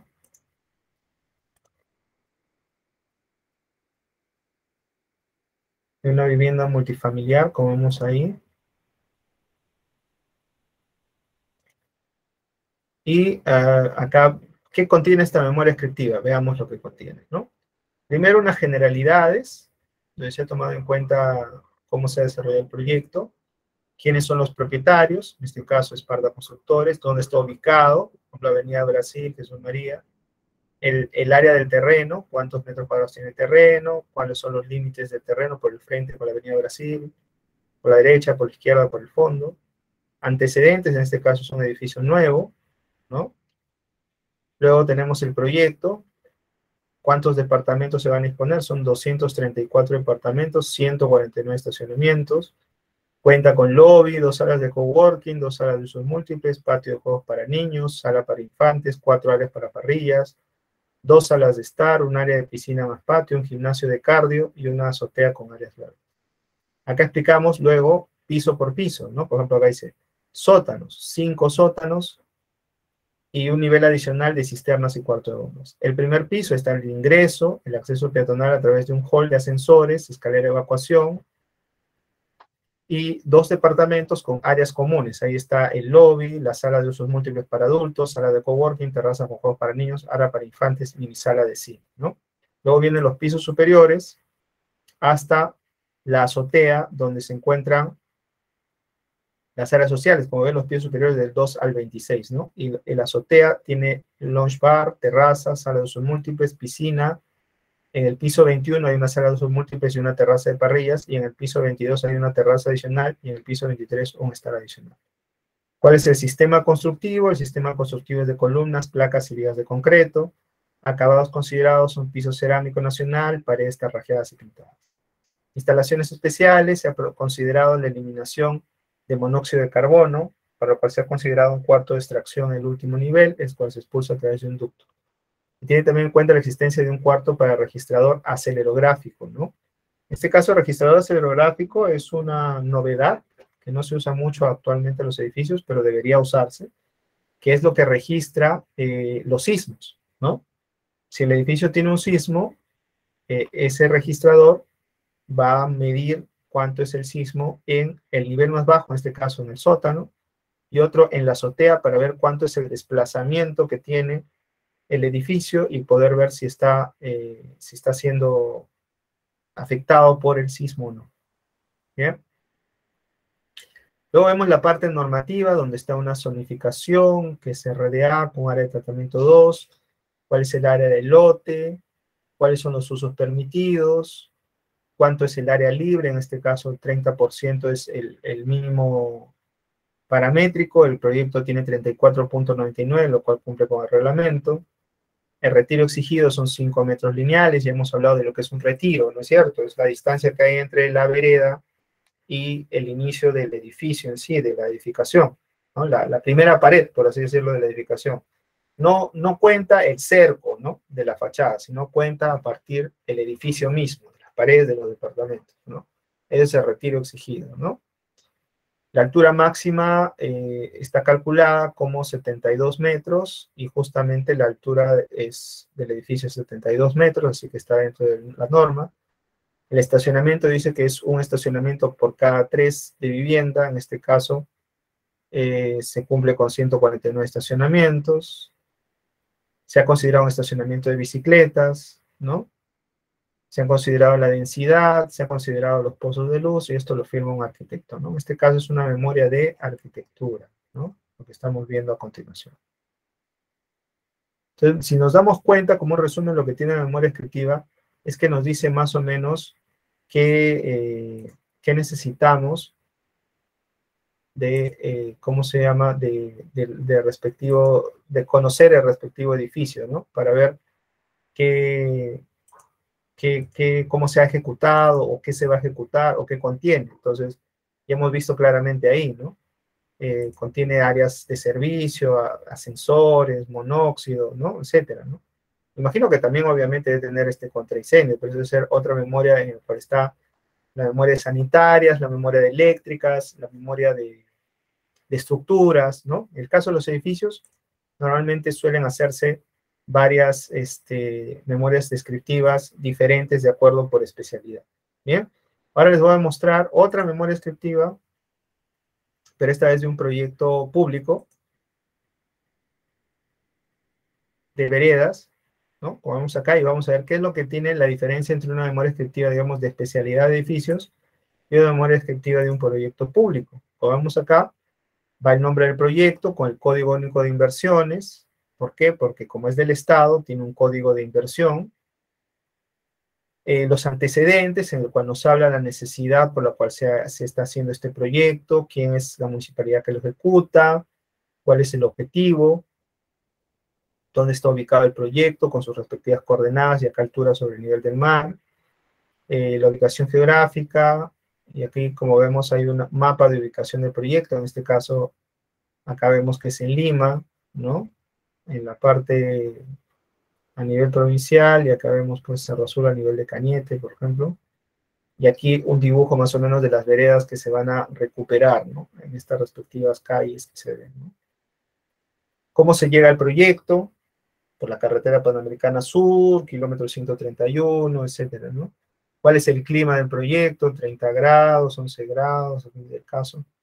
Si llueve, si hay viento, cómo es la topografía, cómo es la característica socioeconómica de las viviendas que están a su alrededor, ¿no? Por ejemplo, están construidas de material noble, la población que se beneficia de ello, qué servicios pasan por esas calles, por ejemplo, agua, desagüe, electricidad, y se describe el proyecto en sí, ¿no? Por ejemplo, en la avenida José Olaya, cuáles son las cuadras que se van a mejorar esas veredas, ¿no? Se van a cambiar, se van a rehabilitar esas veredas, con ancho de 2 metros, dice, ¿no? Igualmente, por ejemplo, ahí vemos un ejemplo de la condición actual de estas veredas. Como vemos, están bastante deterioradas, y estas se van a cambiar por unas veredas nuevas, ¿no?, como se aprecia aquí, ¿no? Esa es otra visión. Como vemos, acá hay tierra, ¿no? Se ha dañado esta parte de la vereda, hay que cambiarla, ¿no? Acá tenemos otra, por ejemplo, en el cual se ve también deteriorada la vereda. O sea, la vereda existe, pero ya está deteriorada, ¿no? En concreto ya se está carbonatando debido a su cercanía al mar. Recuerden que Cerro Azul está cerca del mar, ¿no? En la otra calle Vilela vemos que el ancho es de 1,20 m, 1,50 m. Acá vemos cómo es esta calle, ¿no? también está deteriorada la vereda, ¿no? Es una vereda más pequeña, aquí lo vemos. Luego se ve las metas del proyecto, donde ahí nos habla de qué es lo que se va a considerar. Se va a considerar la construcción de vereda de concreto, sardineles y unas letras, ¿no? Que diga Cerro Azul, ¿no? Así bonito, grande, ¿no? Luego viene un resumen del presupuesto, donde vemos acá donde está el mejoramiento de veredas, su costo directo, sus gastos generales. Esto hablaremos en la siguiente clase, qué significa cada cosa, ¿no? Sus gastos generales, su utilidad, un subtotal, el IGB, que es el 18%, el impuesto a las ventas, el costo de la supervisión y el presupuesto total, que es 118.628, ¿no? Dice el sustento de cálculo se encuentra en el presupuesto analítico con el expediente técnico, ¿no? ¿De dónde viene la fuente de financiamiento? En este caso será la misma municipalidad quien financie. Modalidad de ejecución será por contrato, es decir, la municipalidad no lo va a hacer ella misma, sino que va a contratar a una empresa para que ejecute las veredas. Y el plazo de ejecución se ha tomado en cuenta 30 días calendario, es decir, un mes para poder hacer todas las veredas de la avenida José Laya y de la calle Villela. Entonces, como hemos visto, la memoria descriptiva de un proyecto público es bastante distinto de un proyecto, digamos,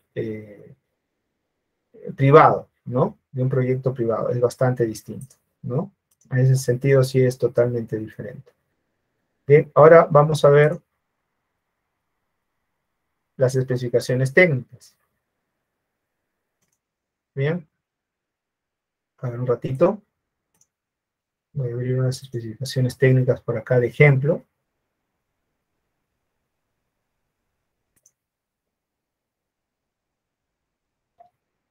Por ejemplo, acá habla de Cerro Azul también. Ahorita vamos a compartir.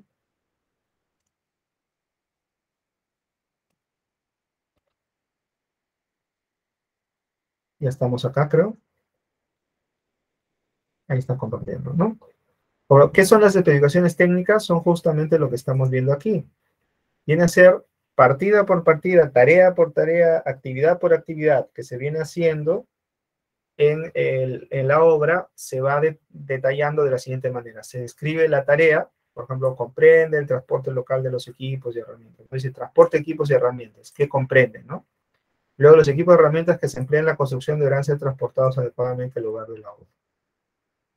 Sistema de control, ¿cómo se controla esta tarea? ¿No? ¿Quién supervisa? Luego, método de medición, ¿cómo se mide? En este caso, se estima de manera global. Y la forma de pago, dices, el pago se hará hasta el 50% del monto ofertado por esta partida y se hará efectivo en forma gradual cuando el total del equipo se encuentre disponible operativo en la obra. El otro 50% del pago será al concluir la obra, ¿no? Cuando los equipos sean retirados, por ejemplo.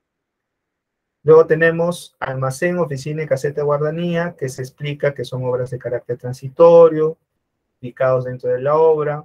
Acá habla de materiales y equipos, la construcción de estructuras se realizará con material liviano. Método constructivo, se presentarán los planos de las instalaciones al supervisor, ¿no? El contratista será responsable de la seguridad, las construcciones se deberán retirar al finalizar los trabajos. Control, las construcciones serán aprobadas siempre y cuando cumplan con las condiciones verificadas por el supervisor. La medida de esta partida será por metro cuadrado y la forma de pago se realizará por metro cuadrado. Luego viene el cartel de identificación de la obra y así sucesivamente, ¿no? Como vemos, lo básico de una especificación técnica es el nombre de la partida, en este caso de la actividad a realizar, la descripción, es decir, de qué se trata, ¿no? Básicamente, qué materiales y equipos vamos a utilizar, cómo es el proceso constructivo, o sea, cómo vamos a hacer esto, ¿no? Cómo lo vamos a ejecutar. Luego, qué cosas se tienen que controlar, ¿no? Qué cosas se tienen que controlar por parte del supervisor, qué es lo que queremos que el supervisor controle, cómo se mide el pago y cómo se paga, ¿no? Y así sucesivamente se viene haciendo este sistema, ¿no? Entonces, las disposiciones técnicas tienen esas partes, ¿no? La partida, la descripción, materiales y así, ¿no? Sistema de control, proceso constructivo, ¿no? Método de medición, forma de pago, ¿no? Y así se va colocando las especificaciones técnicas de diferentes tipos, ¿no? Algunos especiales, por ejemplo, la señalización, los equipos de protección, ahí se explica qué cosas se debe hacer. Las demoliciones, por ejemplo, se explica cómo van a ser las demoliciones, ¿no? Si hay algún problema, se va a tomar en cuenta los datos, ¿no? Los métodos de medición, métodos de construcción, los desmontajes en este caso, ¿no? Porque esto es una demolición, cómo se va a eliminar el material, el movimiento de tierras, ¿no? Etcétera, cómo es el procedimiento, el sistema de control. Todo esto, como vemos, está en los ejemplos que ustedes pueden revisar con calma, como trabajo ya de ustedes, ¿no? De investigación. Y acá hay diferentes partidas más, ¿no? Que podemos ver, ¿no? Pruebas eléctricas, puesta a tierra, etcétera, ¿no? Como vemos, ¿no? Método de medición, etcétera, ¿no? Este es un ejemplo de especificaciones técnicas. Ahí tenemos otro ejemplo. Tenemos otro ejemplo de especificaciones también en el enlace que les han dado. En este caso es de un hospital. Vamos a ponerlo. En este caso este es de un hospital, como vemos acá, de obras provisionales, ¿no?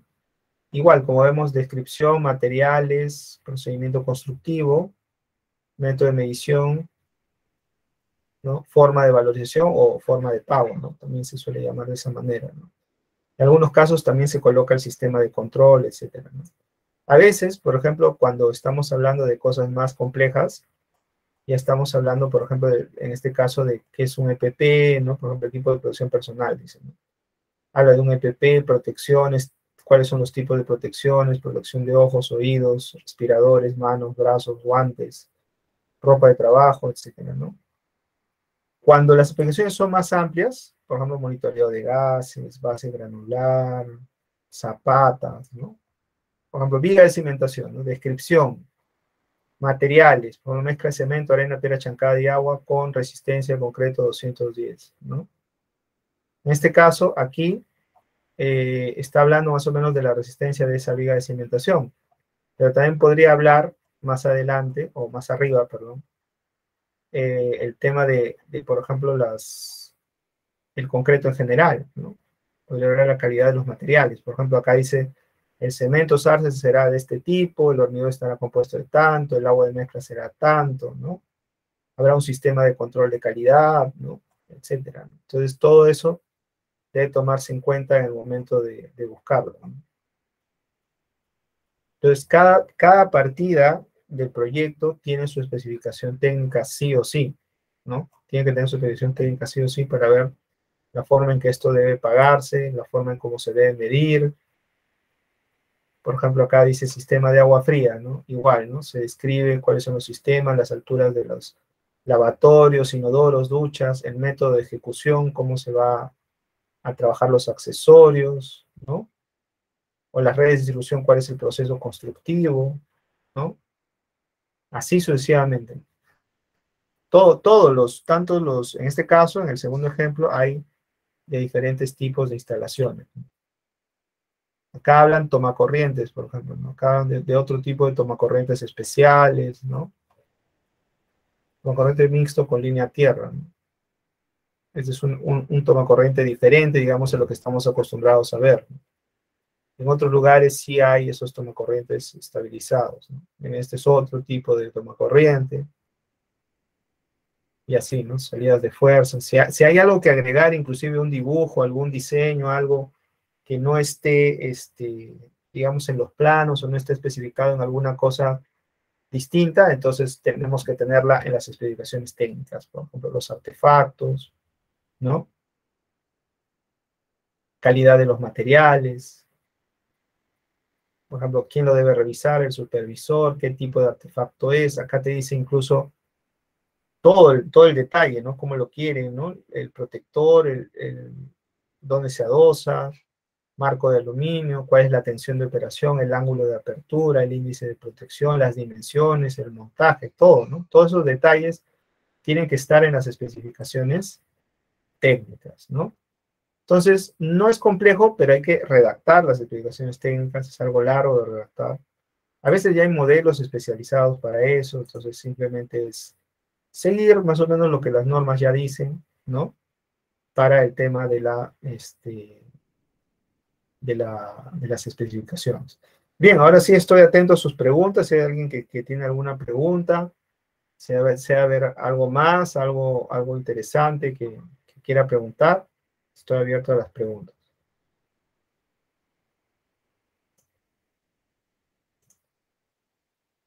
¿Alguna pregunta?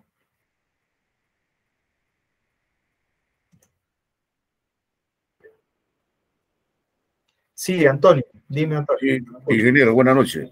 Buenas noches. La consulta, también buenas noches con los compañeros.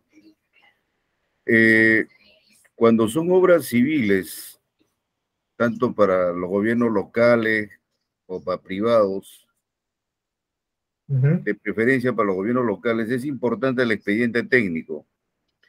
Sí. Ya.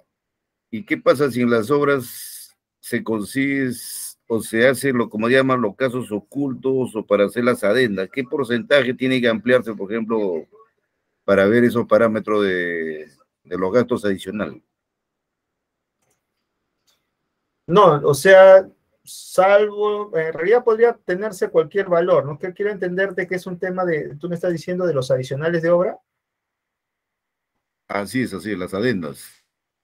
Ya, si hay adicionales de obra, tendrías que hablar del tema depende del porcentaje del cambio, ¿no? Por ejemplo, si tú estás hablando de un adicional menor del 15%, bastará con un acuerdo entre la municipalidad y el contratista, obviamente previa revisión de la supervisión, para que tome en cuenta su pertinencia, chequee toda la parte legal, chequee toda la parte del expediente técnico, etcétera, y se supera ese 15%, lógicamente se tiene que derivar a la Contraloría General, ¿no? De la República para que haya una revisión más exhaustiva de ese adicional o se justifique, ¿no? El tope sería más o menos entre 50%, es un tope por el cual ya tendríamos que obligar a replantear todo el proyecto, porque ya quiere decir que ya hay un defecto tan grande que lógicamente no, no anda bien ese expediente, ¿no? No sé cómo ha aceptado ese expediente de esa manera, ¿no? Así que dependiendo del adicional, o sea, es decir, de lo que podríamos hacer cambios, replanteos, etcétera, aprobados lógicamente por proyectista, supervisor y la entidad, podríamos manejar esos cambios de expedientes adicionales, ¿no? Ahí hay que hacer todo lo adicional, es decir, igual los planos, la memoria, las especificaciones técnicas, el presupuesto, todo como si fuera una adenda, como tú dices claramente, al proyecto, ¿no? Pero es todo solamente referido a lo que estamos haciendo adicional, añadido a lo que ya tenemos. Hay que hacerlo, ¿no? Hay que hacerlo de manera independiente, ¿sí? A ver, Alfredo, me dices, Sí, no me ingeniero, quedó. gracias. Sí, gracias, Antonio. No me quedó claro los de las viguetas, Alfredo. Mira, a ver, te voy a pasar un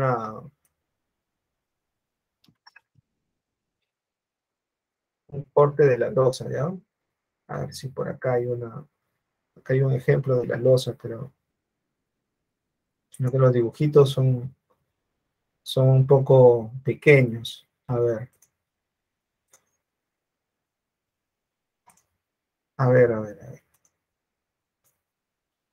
Ya, no sé si ves acá a la derecha donde dice diseño de losas. Entonces, aquí donde ves están los ladrillos de techo que tienen esa forma rectangular. Esta es una losa convencional. El ladrillo de techo tiene esa forma.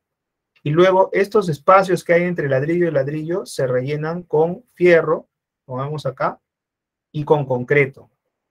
Eso es una vigueta. Eso es una vigueta. ¿Ya? O sea, se colocan los ladrillos en hileras. Los ladrillos de techo, estamos hablando de ladrillo de techo. Se colocan los ladrillos en hileras y entre hilera y hilera hay una separación. En esa separación, más o menos 10 centímetros, se colocan 2 a 3 fierros, dependiendo de lo que termine el plano, usualmente dos fierritos que van a lo largo y luego eso se rellena con concreto junto con la losa que cubre los ladrillos, ¿no? Ese espacio que queda con esos fierritos se llama vigueta, ¿ya? Este espacio de acá, que hay entre hilera de ladrillo, eso se llama vigueta para los aligerantes, ¿sí? A ver qué dice Omar. Dice una consulta entre la columna y la pared, ¿cuál de ellos soporta más carga? No, sí, Alfredo, no lleva estribos. La vigueta no lleva estribos. Las vigas sí. Las vigas sí llevan estribos, ¿ya? Las viguetas no llevan estribos. Son solo dos fierritos a lo largo, ¿no? Lo que sí va cruzado son los aceros de temperatura, que suelen ser de 1/4 de pulgada, ¿ya?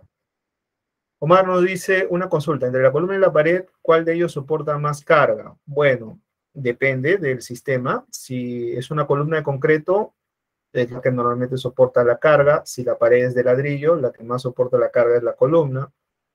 Si está aporticado, y si es un sistema de albañilería mixta confinada, quien más soporta es la pared y parte de la columna. Y si es un sistema de aporticado puro, quien va a soportar todo son las columnas y las paredes de concreto, llamadas placas, ¿no? Que van a soportar todo el peso del edificio, ¿no? En ese caso, si hay paredes, ellas no tienen carga realmente. En el aporticado puro no hay carga. O sea, la carga en las paredes no existe. Las únicas paredes que tienen carga son las paredes de concreto, que como dije, las conocemos como placas, ¿no? O muros de concreto, ¿no? Que llevan fierro, todo, ¿no? Les conocemos como placas. Entonces, esas placas y las columnas son las que llevan la carga. Las paredes normales de ladrillo, de bloques, eso no lleva carga. Simplemente sirven de pantalla aislante, separación, nada más, ¿no? Eso en los grandes edificios. Sí, gracias a ti, Alfredo. Bien, se nos acabó el tiempo. Muchas gracias. Doy pase a Rosa para que les dé las pautas finales. Y espero que estén atentos a la siguiente. En la siguiente tenemos una pequeña tarea para realizar. Bien, muchísimas gracias. Adelante.